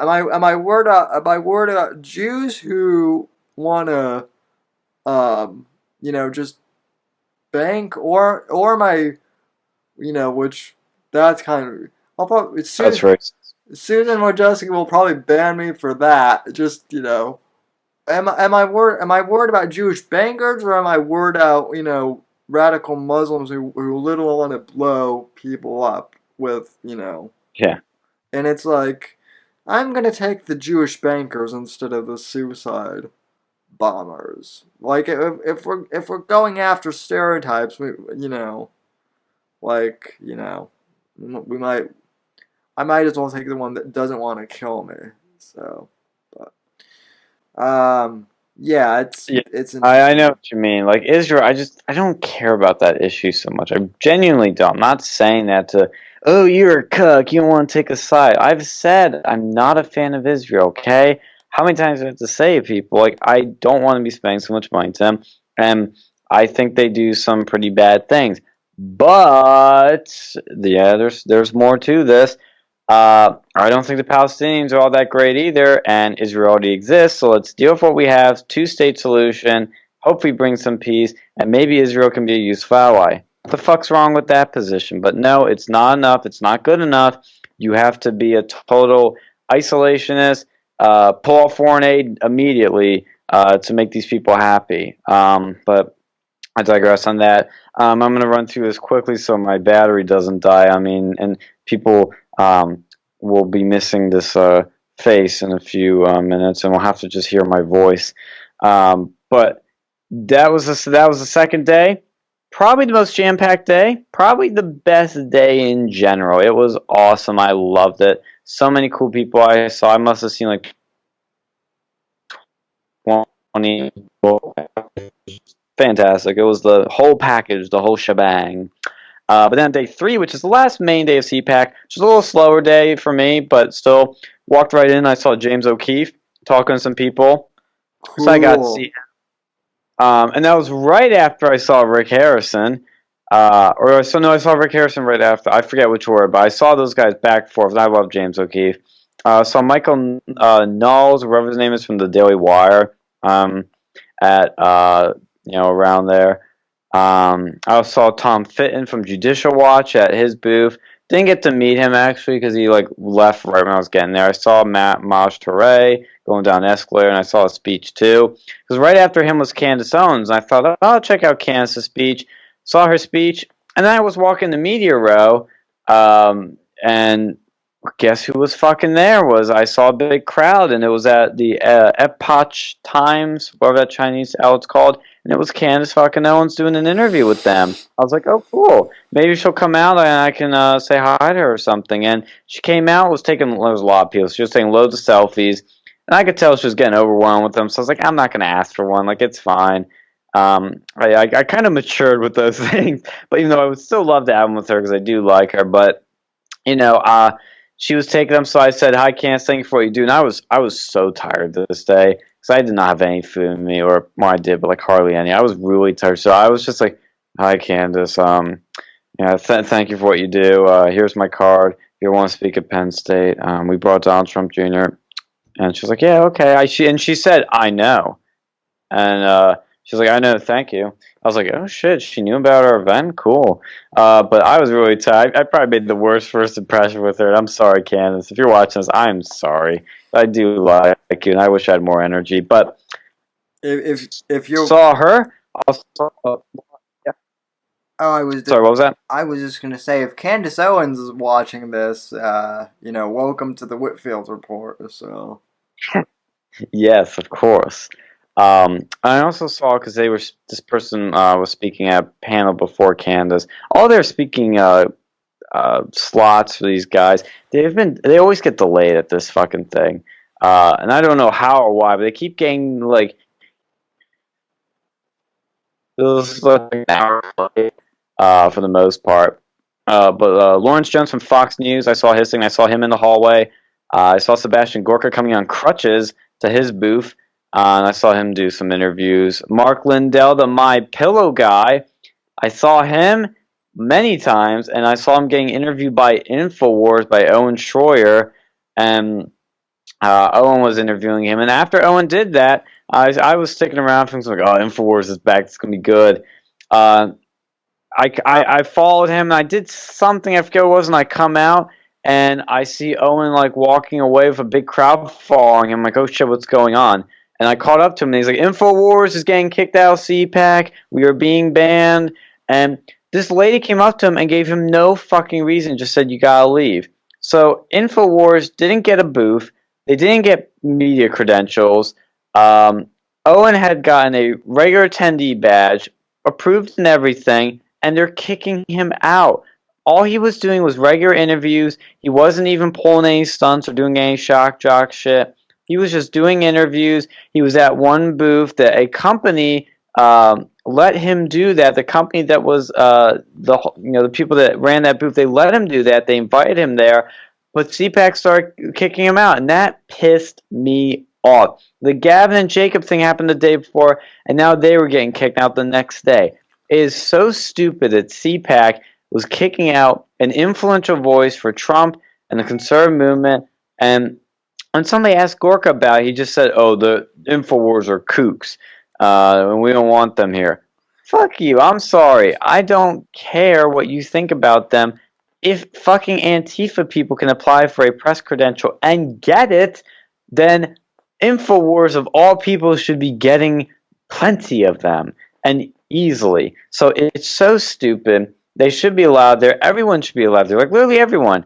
Neocons, right-wingers, Fuentes, InfoWars, conservatives, libertarians, nationalists, cucks, whoever, they should all fucking be allowed there. Because it just seems like CPAC picks and chooses who can come, who they're comfortable with, but anybody that's a little bit too edgy, a little bit too interesting, can't have them. All the fun people were getting kicked out. All the cool people were getting kicked out, and that just drove me nuts. It's so stupid, especially if they stand for free speech. So that really was a downer. But in that media row, I also saw Kyle Kashav at one point.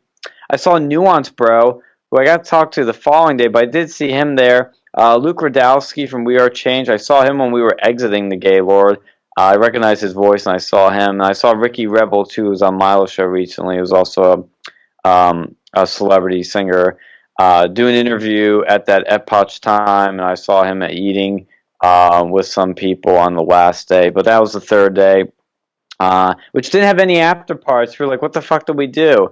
And so we went to bed early because we knew that on the last day, Saturday, was when God Emperor Trump was going to speak. So we knew that we had to get to bed early because he was supposed to speak at 1, and we figured we got to get there at like 8 to just get into the fucking thing, get decent or okay seating. So turns out when we went there on the last day, like basically everything was shut down. It was just about the speaking stuff. And you walked in, you had to go through all this security, Secret Service. Funniest thing happened too was when we were waiting in line, I gotta find who these people were. It said, I think it was for some governor's campaign, but my girlfriend and I had MAGA hats on. My girlfriend bought a MAGA hat, her first MAGA hat, a real MAGA hat the day before, and I had mine from a few months ago when I bought it. And we were in line for MAGA hats, and we were arm in arm because we were, it was like a pretty cool day. Like we were getting excited to see the president. And these two guys were there, and they just said, "Hey, excuse me, you guys are the two cutest couple here. Can we get your picture?" I was like, "Oh my God, that's so sweet of you. Like I didn't expect that." So they took our picture. So that was really sweet and nice of them. And so when we got in, there were a bunch of speeches that were boring as hell that we had to sit through. James O'Keefe's was awesome. My girlfriend liked that and got interested. But that happened. And so we saw, a bunch of speeches, and then Trump had to do a coronavirus press conference, which didn't actually delay it. The whole event itself was just delayed, like already. Like I said, this shit gets delayed.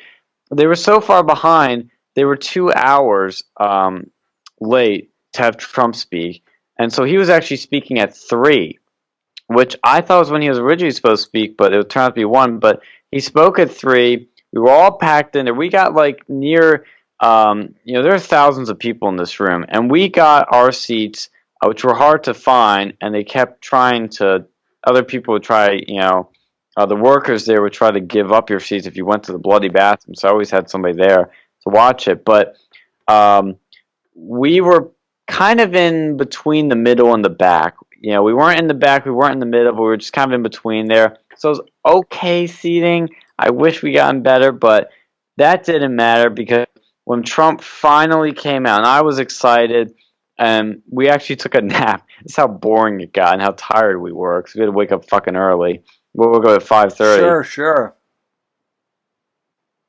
I had to get there early, but we took a nap, and when right before Trump came out, like I woke up, I opened my eyes, and I saw the presidential podium on the stage. I was like, oh my God, he's coming. And they played this like little video, and then Matt Schlapp comes out and introduces Trump, and everybody stands up with their cameras, up. So I couldn't even see him for a bit, but they were playing the, "It's proud to be an American." Yeah. Na na na na na na. And when I saw him, like, I was like, oh my God. It's the fucking president of the United States. Oh my God. Like, I fangirl. I mean, it was amazing. Then when I heard his voice, I will say, I've never been to a Trump rally before. I know. Sin of mine. I'm going to go to one. I've never been to one either, brother, but I'm changing that this go around. Dude, you need to see this man before he leaves office. Oh my God, dude. I've never seen a more charismatic, more energetic, more just unbelievably amazing speaker. He is just magic. There is no other way to describe it. It is magic how he can connect with you. You can feel him, feel the energy, feel the passion, feel the humor, feel the love he has for you in this country. That's the power. He's a people person. You feel like he's connecting to you. his speech was amazing. My girlfriend loved it, and she was not the biggest fan of Trump like I am. Like, she liked him, but she wasn't like a fan. Right. After she became a fan, I could see it in her eyes. Like, it was unbelievable how powerful he is as a speaker. And all those times, like, I watch Trump rallies, and I like them. There is nothing like seeing this guy in person. And every time he makes a joke, everybody laughs and gets that it's a joke. He's literally a stand-up comedian. The whole thing, yeah, it's serious at times, but he's making jokes. He's having fun the whole time. And all these times CNN would take a joke seriously or be like, "Oh, how awful he is." I understood now when Trump says like it's a joke, or like he even mentioned during this speech, like the whole Russia, if you're listening, get the emails, whatever the fuck it was. I understand that's a joke now, Yeah. because when you're feeling it, you can completely tell when he's joking, and it's like I was never happier. That was such a happy, joyful experience. When he says these rallies are love fest, that is exactly what they are. It feels like a love fest. These people love America. They love Trump, and Trump loves America and loves the people. It was just amazing energy. It's something like I've never felt before. Very And high energy, folks. Very high. not like Jeb. And the best part, the highlight of it, he made this joke about Mini Mike that just got everyone. He's standing there at the podium, and he's like, Mini Mike, he's so short, he's mini, and he's dropping in the polls, he's doing terrible. Something like that he was saying. And then Trump, he's literally at the podium, and he starts going like this. I can't quite do this, but he starts going like this. Oh yeah, like I saw that. Oh my god, dude. When we all just died, everybody was dead. We were laughing for like a solid minute. It was so fucking funny. I mean, he's such an inspirational, like, I don't want to use the word touching, but it feels that way because he just connects with you. Like, again, it's like the Trump hotel experience. The Trump experience, if it's him, the hotels, his products, they touch you and resonate with you. That's where I'm looking for, resonate with you like nothing else. Absolutely amazing. And when we walked out of it, I was just like, oh my god, it was amazing. I'm not gonna lie, I don't do this all, but I was almost about to tear up. I know it sounds silly, but he just wows you and connects with you in such a magical way. It was unbelievable that I got to see the man that I've admired for so long. And we walked out, I was like, we just saw the President of the United States. And we were really happy. We were, like, it just literally made us so much happier. It was magical. Hey, Uh, yeah. so we were really happy, and we just couldn't have been happier after that. It was fantastic. Well, hey, dude, if you're if you're don't give yourself too much crap about almost crying during the president's speech. Yeah. You're talking to a guy who literally cried when when Trump was called as the winner Yeah. during 2016. I will admit I cried when Trump won in 2016 just because Yeah. I was not expecting it at all. So I don't blame you, dude. Like, it's unbelievable. He is unlike any president, unlike human being on earth. And I talked to my girlfriend, like, he is a one of a kind. You'll never see a president like him. Like, you saw something you're gonna remember for the rest of your life. Like, it was a remarkable experience. Like, I just thinking about it's like getting to me. I'm getting the feels because it's just so powerful. You gotta experience it. You just can't put in the words. Just how amazing it is. The last thing I'll say, because I know I've been talking a lot, so I'll try and wrap up. No, But, you're good. Go ahead. yeah, my battery's at 8% here, so my Oh, camera's gonna die. But after that, then see, this is insane. That was day 4, and after that, we still had to go. The last thing was the Night for Freedom, Mike Cernovich's event. We go there. It's actually at the same place the second Alex Jones event was at, and we go there, and I'm not gonna lie, this was the first time I got nervous. It was the first person I saw when I walked in. First fucking person was Anthony Scaramucci. And I'm Oh, like, the mooch. holy shit. Because here's the thing. I'm not happy with how the moosh has been reached recently with shitting on Trump.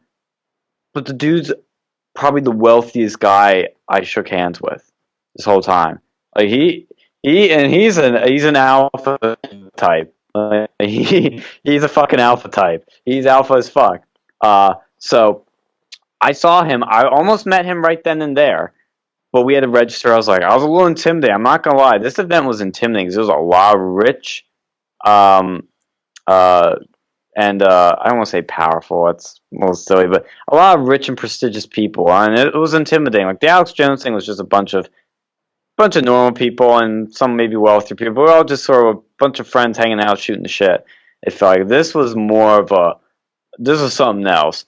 So I saw him there. I did get to meet him, and he's the mooch. Like you see him on camera, like he is a super charismatic, smooth talker. Let me tell you, he's kind of got that like Trump does him. He's got that thing where he just sort of touches you in a way like very few people do.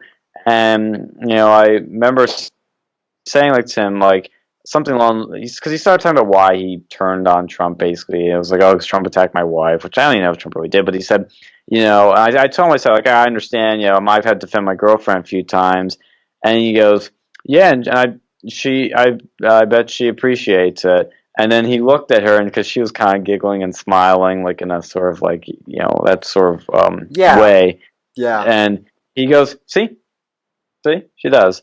And then he left and did his debate that he did there. And I was just like, oh my God, just met the mooch. I didn't get in my car, get a photo or anything, but it was cool talking to him for the few seconds I did. But I also talked to Jack Posobiec, who I had on the show on Real News, on Versa Media. Very normal dude, very cool. And he even said to me, he's like, yeah, I've done a lot of interviews, but I really love the one I did with you guys. And I was like, shit. And I also met Cernovich. Right when he entered, I met him. And he was pretty cool, pretty normal dude. And I like him a lot. I really appreciate what he does. And there were a few other people there. There were no Groypers there, actually. The Groypers didn't want to pay the $100 to be there. But there were a lot of the rich people Surprise. yeah, I know, right? And I figured that'd be the case. Like I even told my girlfriend that before we got there. I actually saw somebody from Penn State that I used to know there, which was crazy. And I didn't know he was in town, but saw a few people. Trying to remember who else I saw, but I did talk to Nuance Bro. I think he was the guy I talked to the most. I met Carpe Duncum, the guy that makes the memes for Trump there. Oh yeah. Memes. Saw him because he was debating Mooch. I met Michael Malice there too. Oh, you met my favorite my favorite semi-libertarian. Yeah, that's a good way to describe him because he's still pretty pro-Trump. He's pretty nice. And I did talk to Nuance Pro, and I talked to him about Nick Fuentes and the Groypers because he says like, yeah, I've talked to Nick a few times, nice guy. But he's young and his views might be a bit out there, and they probably change. I talked to him about a few other things. Mentioned him and he was dressed super casually. This like he was kind of underdressed. He had like a backpack on, but he was probably the chillest dude to talk to. He was just chill. There's no other way to describe it. It was just like a normal guy, like our age, to talk to, and he's really quick and to the point, and very nice and humble. Like when I came up to him, I was like, "Oh, are you?" Because I wanted to double check. I'm like, "Are you Nuance, bro?" And he says, "Nah, I'm not him." And he's like, "Just kidding." Now, of course I am. I was like, "Yeah, I thought you were," but he was cool to talk to, and I hope to get him on the show soon too. But talked to him about a few things. Pitched him the idea about our club, our new free speech club, and he was pretty cool. And yeah, so how was that day? It was Trump's speech, which was amazing, and that night, and we were exhausted. There were people going to Trump Hotel, and we were like, let's see how much the Uber is, and it was a little too pricey. So like, I'll just go back to our place, because then we'll have to get another Uber, and it's going to be more expensive. So went back to our place, and the final day, I know I'm finally getting to the end of this story, day 5, was Sunday when everything's all said and done, and it was just my girlfriend and I. The people that we brought through Sierras had to go back home through alternative means because they only had hotels till Friday night. So um, we then decided we'd take Sunday to explore DC because I'd never been there. She'd been there, but not really. I guess maybe seen as some of the newer things. So we saw the Washington Monument, the Lincoln Memorial, walked by the mall, saw the MLK memorial there. We hit those things real quick. It was a long walk, and parking was a little difficult. Navigating those roads was fucking insane, and DC traffic was insane, but I got used to it. And then at the end of it, we had a little bit of time kind of left, and I was like, let's drive by the White House. And we saw the White House. I'm like, you know what? I kind of want to stop by Trump Hotel one more time. I kind of want to do it. And she was like, yeah, cool, let's do that, because we did want to go back to it. And so I went by, and there was not that many people on the street, so we got super close parking, like literally like right next to the building. I'm like, oh, this is great. This is awesome. And we went in there, and we looked at one more time, took it all in. And then my girlfriend was like, maybe we should try something, some of the food there. And I was like, yeah, I heard they had complimentary bread and bacon, which they actually didn't. And I was like, I mean, why not? Hey, we'll take a look at the menu. She kind of peer pressured me into it, thankfully. And I was like, let's just take a look at the menu. Why not? I'm looking at the menu. I see a few things. I'm like, it's actually not that expensive. I mean, it's pricey, but we'll split something, and that'll be our treat. And I said, so we'd like to be seated. And we sit down.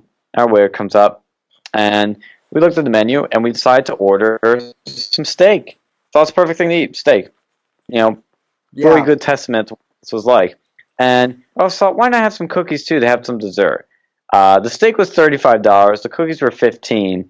And I expected the steak might be a small portion or something, because that's the way these, ritzy luxury are. They'll fucking charge like $50 for like a small ass steak. So I mean, those are kind of my expectations, but like, it's Trump, so maybe it's just. I said to him, like, this is probably going to be one of the best meals you've ever had, and one of the best steaks you've ever had. And so, the waiter kind of, I asked him, I was like, I heard you guys had complimentary bacon or bread, and he's like, nah, sorry, we don't. And I was like, false rumor. He's like, yeah, alternative news. And he went off and did our order, brought it out. And when we got it, I told him that we'd split it. And because I told him, I was like, okay, we'll get the steak and we'll just split it. And we told him the order. He was nice enough and thoughtful enough to bring the steak out in two separate plates. Because he told me, I was like, oh yeah, it's about 5-6 chops or cuts. And I was like, okay, we can probably eat that, and that might just fill. It's just enough. But it was like 5-6 cuts per person. And it was one steak. And it came with fries. And I'm like, cool, let's try the fries. The fries were the perfect amount too, and they gave enough to each of us. It was and I tried the steak first, and it had this butter on it. So I didn't try it for the butter first, but I tried the steak. I'm like, this is really, really good. It's really soft. It's super moist. It's dripping. It's tasteful. It's got some nice, unique seasoning. And then I put this butter on it, which I found out was truffle butter. Oh my God. Oh, you discovered truffle butter, huh? I did. It took it to another level. And I'm like, this is amazing. This is the best steak I've ever had by far. And my girlfriend's been to the steakhouse, and she said it's the best she's ever had too. Unbelievable. Unbelievably good. Yeah. Unbelievable. I'm a bit of a foodie myself, so we could actually do a whole podcast on just food. In fact, Yeah. a couple of people have actually asked me to do that. Maybe I will do something like that. You should. Maybe I'll. Yeah. Maybe I'll. You should go to Trump Hotel and review it. Yeah. Well, I should do a restaurant review the next time I'm in the Big Apple. Which, by the way, have you ever been to New York City, Sean? No, unfortunately, I have not. That is my next stop. Oh yes, Yeah. you definitely need to go to the Big Apple at least once. I've been there 7 times now over the Mm, entire span of my life.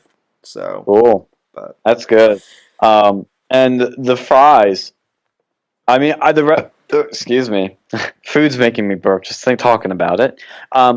The restaurant we ate at in National Harbor, those are really amazing fries. Like, they were really good.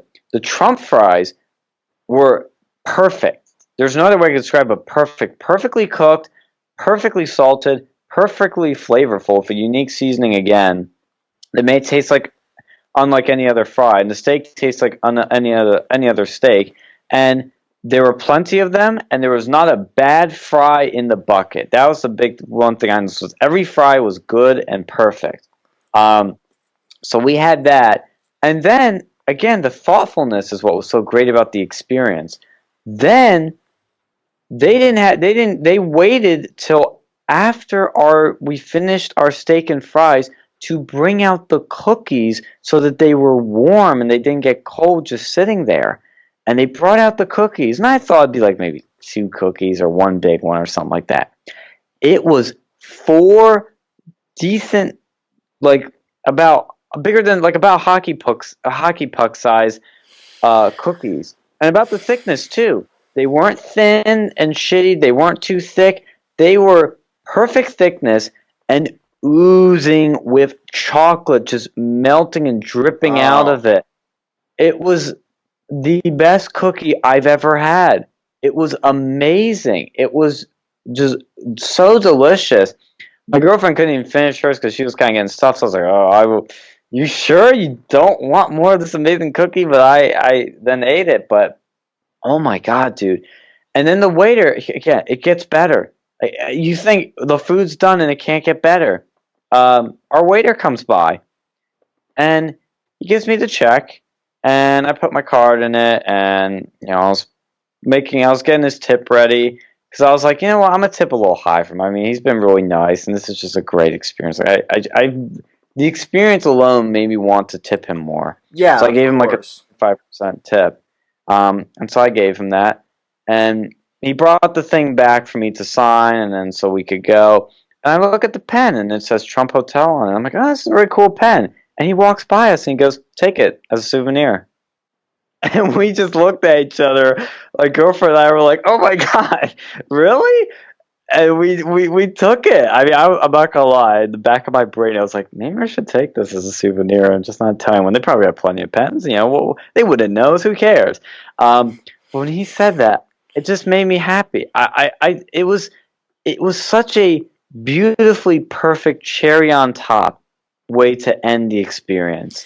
You know, Yeah. I it was so, again, like Trump himself. It's this sort of magical experience, and we just giggled out of like childish joy. Honestly, like we got to, we were like two kids going into like the rich restaurant, eating there, and then taking a souvenir. Like it was, it was just wonderful. It literally the experience made us happier. We couldn't stop talking about it till when we got into the car and we started driving out of the area. We couldn't stop talking about it. It's like an Apple store. You go into an Apple store and it's an experience. It's not Yeah. like any store. It is a full-on experience unlike anything else, Oh and that's what the yeah. Eat Hotel is like. And it's called a six-star hotel, and it fucking deserves it. 10 out of 10 would absolutely recommend. Best restaurant experience, best eating experience I've ever had. Loved every second of it. Loved every bite. And again, the waiter, the cherry on top was giving us the pen. Just little things like that were just beautiful. And if you ordered bacon, by the way, they bring it out on this fucking like cross. And it's all like held up with clothespins. And they take a blowtorch, blow the fucking. Oh. Apparently, the best bacon ever. And then they blow this like incense thing on top of it that we could smell. The couple across from us had it, and they do that with a drink too. They'll blow torch it and give it to you. It's just, and the champagne, they'll like take like the fucking like machete thing, like cut it and it pops open. Oh shit, they'll do that? Oh, damn. So. And they even, again, these little details. When the couple were getting the bacon thing done, he asked them for their phone because they were filming it and took a picture of them with it. I mean, it was just a wonderful experience, and even the bathrooms were gorgeous, marble everywhere. It was beautiful. Oh And yeah. I spent like literally when we were sitting there waiting for our food, which took a little while, but it was worth the wait. I told her it probably would be. I'm just looking around the hotel, looking at all the details. I couldn't stop looking at it. Neither could she. We sat there in like silence for a while.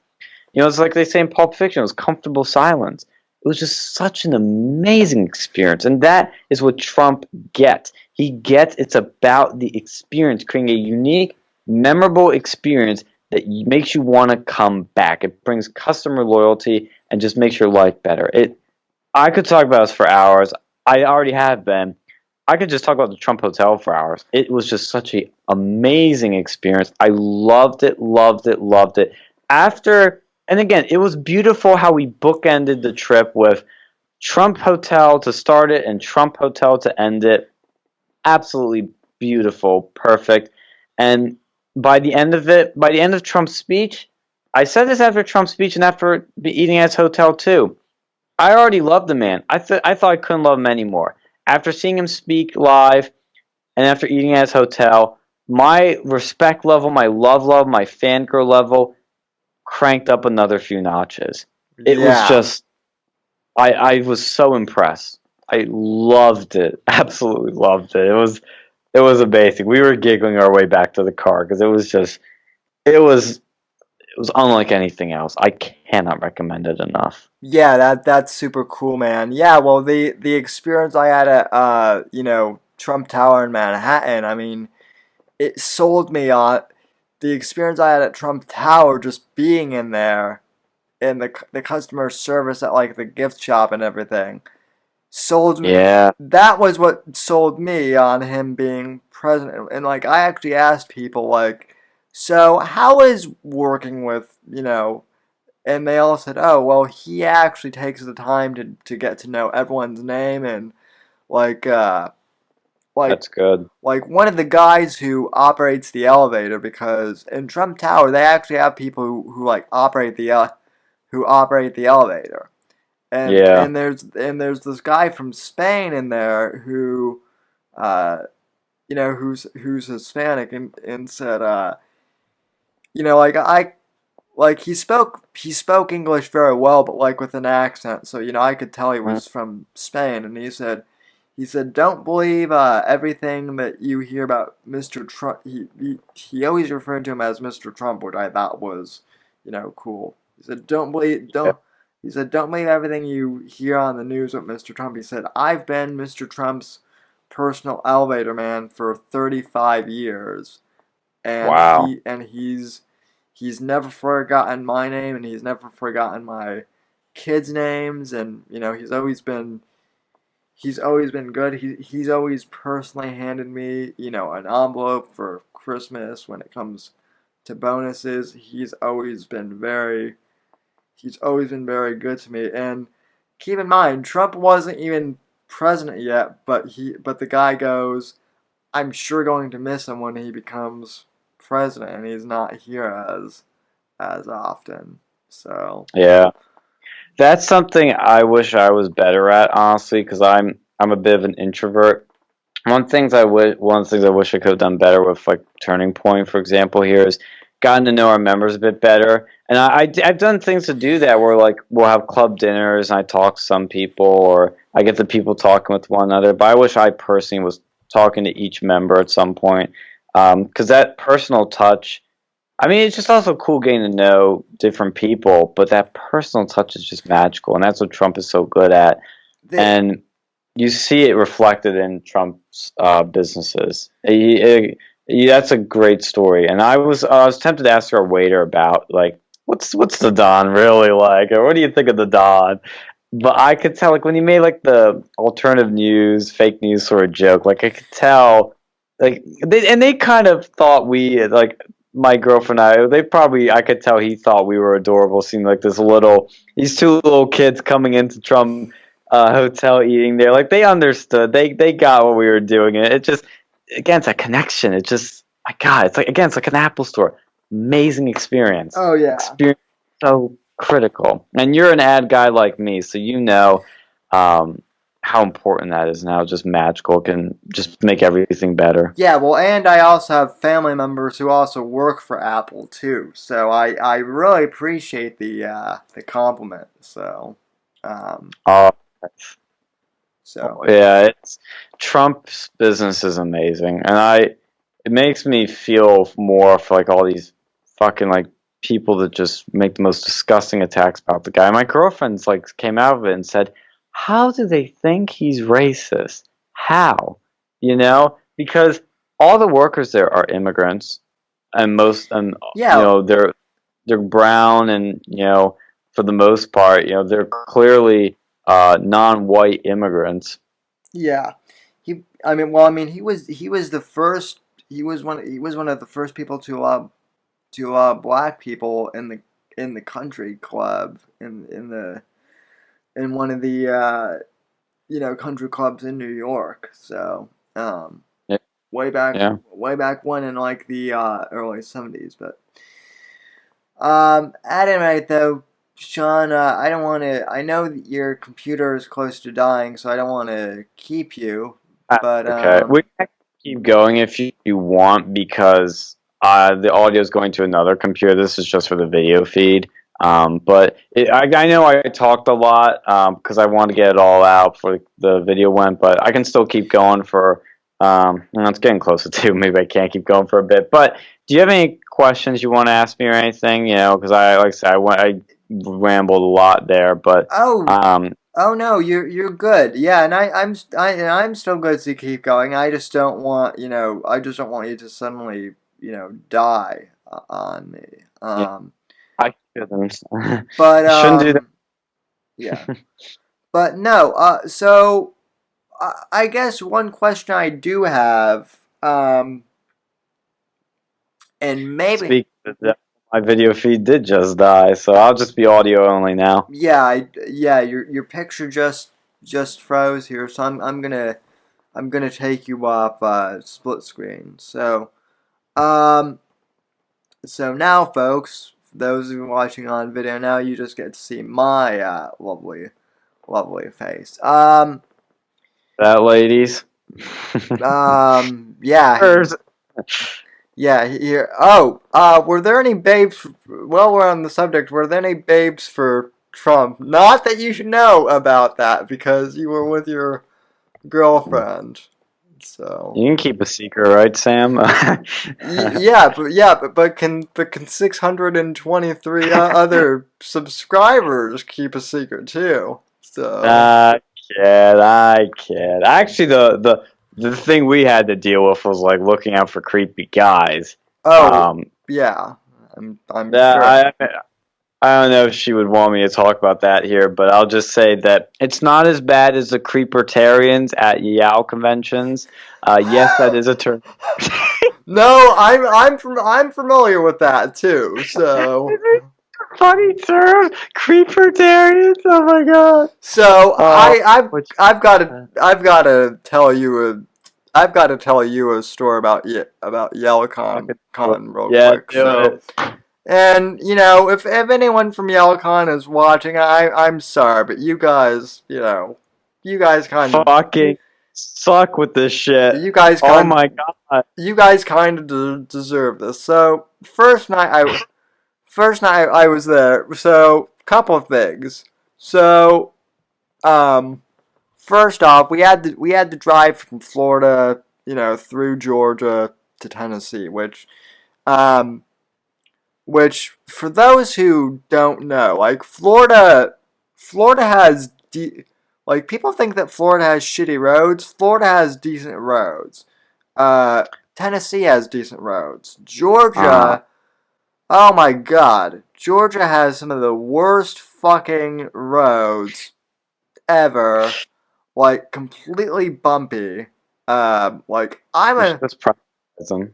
yeah, like well, like and like I'm an insomniac to begin with, so like I just don't sleep. Period. But like I was trying to like kind of not, so obviously I can't drive because I'm crippled. But like the two guys I went with would like take turns, so like what so like Thomas would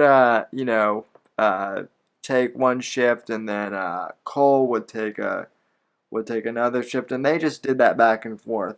At one point, like Thomas, nodded off in the back seat, and and I was like trying to sleep too in the front, but the roads were so bumpy in Georgia that none of us could like even get some shut eye.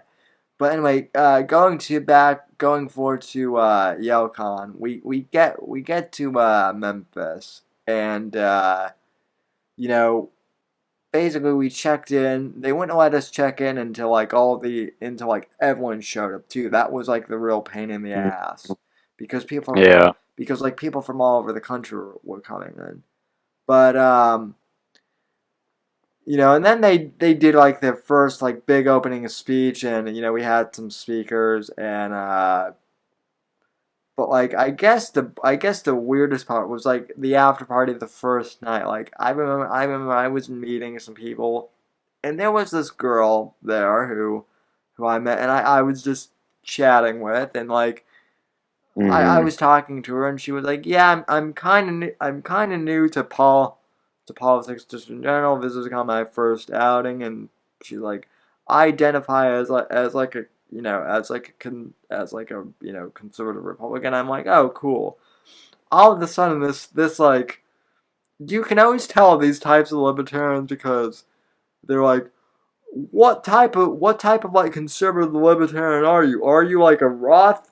Are you like a Rothbard or like a Mises, or like they get like super autistic, and like this poor Yeah, girl they do. this poor girl was like, I'm sorry, like what do you mean? And then they go into like this whole technical explanation, and this poor girl is just like lost. So She's like, I don't give a fuck. Leave me alone. So we also played this drinking game, my buddies and I, and yes, we got hammered because we took a swig of beer every time someone else started a sentence with well, as a libertarian I believe, and it was not the entire weekend. Eventually, we were like, "Okay, we have to stop, otherwise, we're going to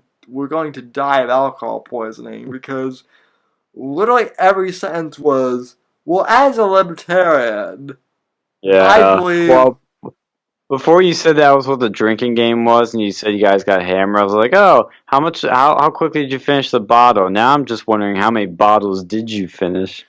We finished like two 12 packs. We never finished a bottle, but that was because we finished we finished like two 12 packs, so we better slow down. So, um, but also like I wore my MAGA hat and got some people who are like, oh, Trump's like a neocon. I'm like what? So I got into that argument with people too. So that was fun. I'm like Trump is actually the most libertarian president we've ever had too. So, but I don't know. So so that's my little Alcon story. So I guess my big question in regards to CPAC is what's the attitude kind of, because Mm. like were people really talking at like 2020 that much, or like obviously I know in the speeches there were, but like was there like an attitude of like, I don't know, anticipation for the election, because it kind of seemed like quieter this year on social media, as opposed to like years past. People just didn't seem as energized. But like I don't know, what was your impression of that? Well, the people that did attend it were energetic.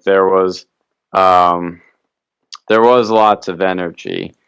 But what I noticed is there is a sharp divide between the establishment and the anti-establishment, between the establishment, the and the more dissident, interesting, controversial characters. It was very clear that the people attending CPAC, a lot of them, like majority of them, were proud and loud Trump supporters with Trump gear on. A lot of them went like fucking cosplaying in Trump gear. It was like a sea of red MAGA hats. But the leader, again, it's like a lot of these things. The people are great. The boots on the ground are fabulous. The people up top suck. And that's why I noticed with CPAC. The people up top are the cucks. The people attending the conference are all just cool, normal people like you and I that love Trump and love this country. And people were disappointed when Owen was getting kicked out. They're like, why is he getting kicked out? He's done nothing wrong. You know, and that shit annoys me. Like, that really annoys me. The conservative fucking political action conference is kicking out conservatives from their conference.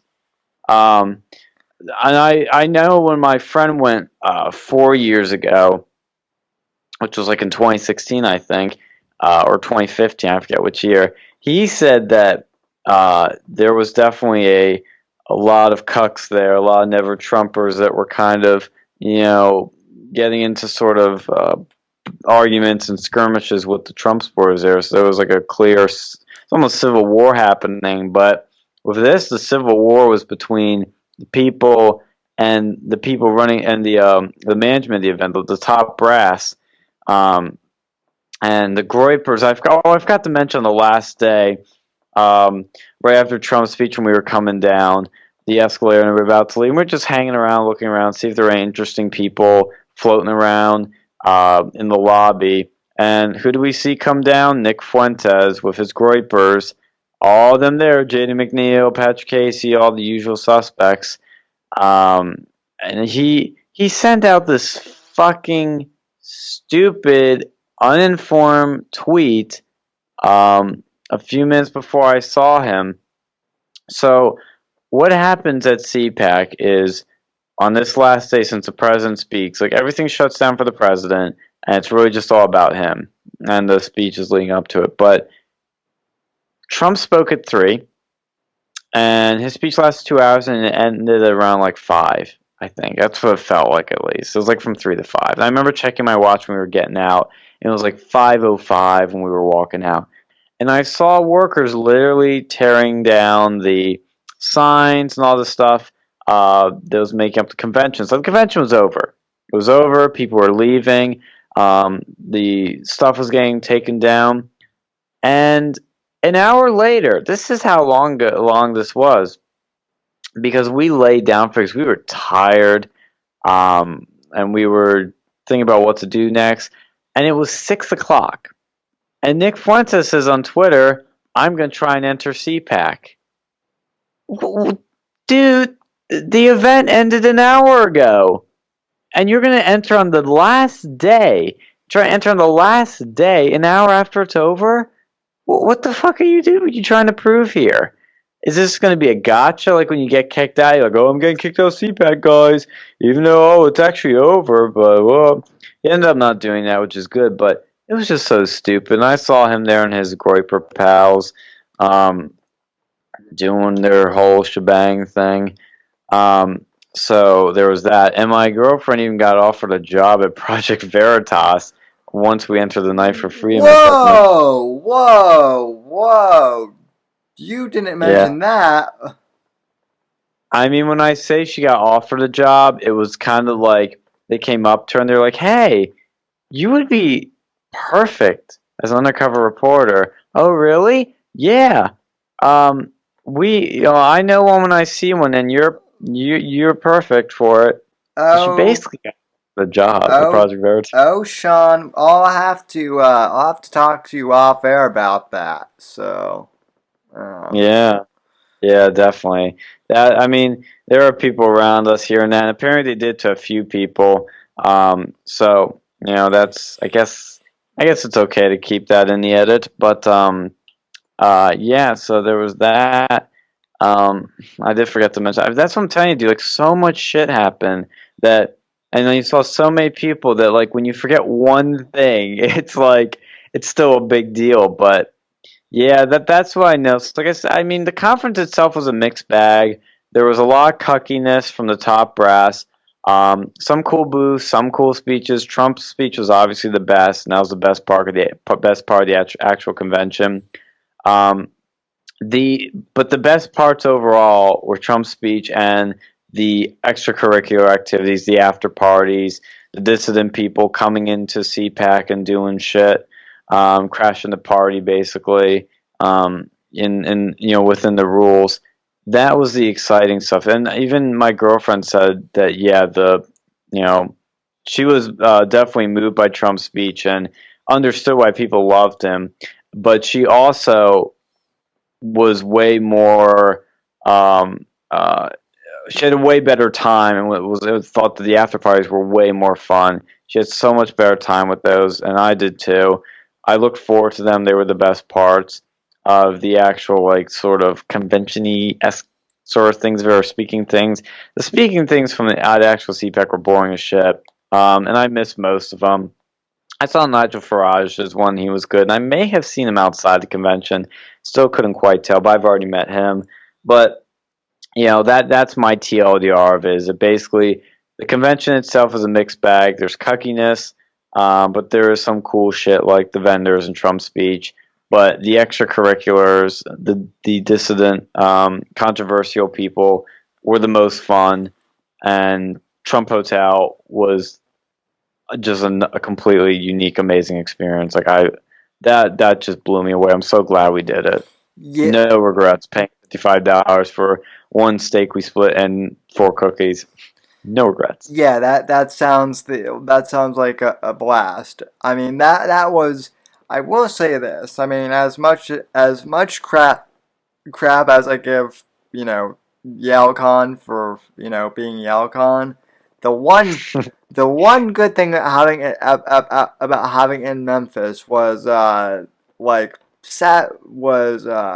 like basically we we like we left like really early Sunday morning because we booted out, and so we stayed we stayed in Memphis in downtown in downtown Memphis, and Uh, went back to Florida on Monday. But on Sunday we explored the town and saw downtown, which was pretty cool. But then we all we all kind of chipped in and got actual authentic Memphis barbecue, um, which is really good. If you've not had barbecue, Memphis is the place to get it. So for sure. cool. So Yeah. And have you been to DC before? I forgot to ask that. yeah, I have been to Memphis. I mean, to DC. It was a long time ago when I was like in elementary Mm. school still. But yeah, it's about time that I go back. So now I'm an adult. So but, I would recommend you, especially since in your current situation, when Trump gets his second term, go next year. Um, I wouldn't wait for another year. I would definitely go as soon as you can. So the next one, go to it, and I can help you. I can give you some advice. I don't know if I'll be able to go again, but do it through LI. Go again. And yeah, LI dorms, they're not the best, but I didn't mind it for 1 second because they were fucking free. And if anything, you were saving money. oh So I yeah. know, but do go for it and do the after parties. Those are the best. That's the best part. I hope Alex Jones, all these people come back for it, and Gavin, because that'd be cool if you get to meet him. And you know, definitely see Trump's speech. It's worth the fucking 6 hour wait that we Oh had, yeah. and also visit Trump Hotel. Those are the three main things I can say: are the after parties, the Trump speech, and the Trump Hotel. Just it's awesome, and you'll have a great time. I would recommend doing with some friends or something, Oh yeah, for or sure. a lady friend, and you'll have a great time. For sure. So, well, anyway, Sean, I know it's late. It's 2 a.m., so I know I kept you up a little bit past your bedtime, but anyway, I enjoyed it. yeah, I always enjoy talking to you, and you guys are back this week officially, right? Well, we are going to be doing I guess say it's semi-official. Since our spring breaks next week, we won't be doing our usual transmission on Saturday. So we're going to probably tomorrow night. I'm literally going to do everything I just did with you and give the whole story with my boys, and give a sort of rundown of everything we did in DC and record a special uncensored real news where we do a CPAC special of real news uncensored. And I'll probably say this, give a little more insight, if I can remember some things, and shoot the shit with my friends. But gonna need to carve out 2 hours for that because that was a lot to go over. Yeah, I mean it.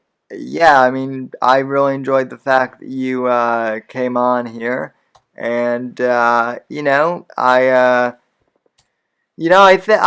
optimistic that we're going to win. Actually, I think it's going to be an uphill. I think it's not going to be an easy race. Even I mean, I know people, and I mean, look, even I've said it. That no Democrat has a chance of winning, but I don't think it's going to be easy. I think it's still going to be an uphill battle for us. It always is.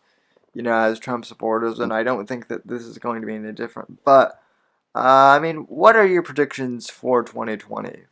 At this point. Well, this is the worst time to ask me this because today, when when it becomes nightfall again and we have Super Tuesday, that's going to tell us a lot more about the race. But I will say it looks like Bernie's going to get the majority of the delegates. I don't know if he's going to hit the plurality. We might have a brokered convention, but it's down to the three Bs of Bernie, Biden, and Bloomberg.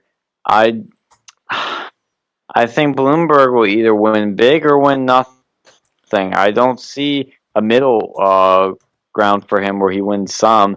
I think Biden's going to do better because I know the Democrats, a lot of Democrats hate Biden. So, or sorry, not Biden, Bloomberg. You can tell him get. Yeah. Oddly enough, I think that I think Well, yeah. Oddly enough, I think Bloomberg is maybe the only one who actually has a chance of winning against Trump, but I don't know. So, you know, yeah, I think Bernie. I wouldn't underestimate Bernie, but I think he's got a cap on him. I think he has a base, which Bloomberg doesn't have. Bloomberg doesn't have base, but Bernie has a base. He has energetic supporters that can inspire people to volunteer, door knock, phone bank, and get voters out. But I don't think it's going to be enough. I just don't quite see it. But we'll see. Biden could still pull it off, but I don't know. I mean, I think it's really going to be Bernie. I think Bernie is in the best shape of all of them, and that's saying not saying much. yeah, definitely. So, all right, Sean. Well, anything you want to plug? I know you just plugged, your special. So, anything? If has made it this far, is not falling asleep like I'm about to. Go to Twitter at Versa News Media, and you can follow us on Twitter. Go to youtube.com/YouTube, or God, I'm screwing up. If you go to youtube.com/Versa Media channel, that is where you can see our YouTube channel with all of our cool interviews with Milo Yiannopoulos, Mike Cernovich, Jacob Woll, Jack Pozobiec, Sargon Avocad, and many, many more big cool names. And Sam Whitfield, of course, too. He came on a few times, so check it out. I'm like a regular contributor now, which I'm flattered. Yeah. So Don't give yourself such a a prestigious title just yet. You have to be on the show 10 times before you get that title. Well, I'm halfway there already. I think so.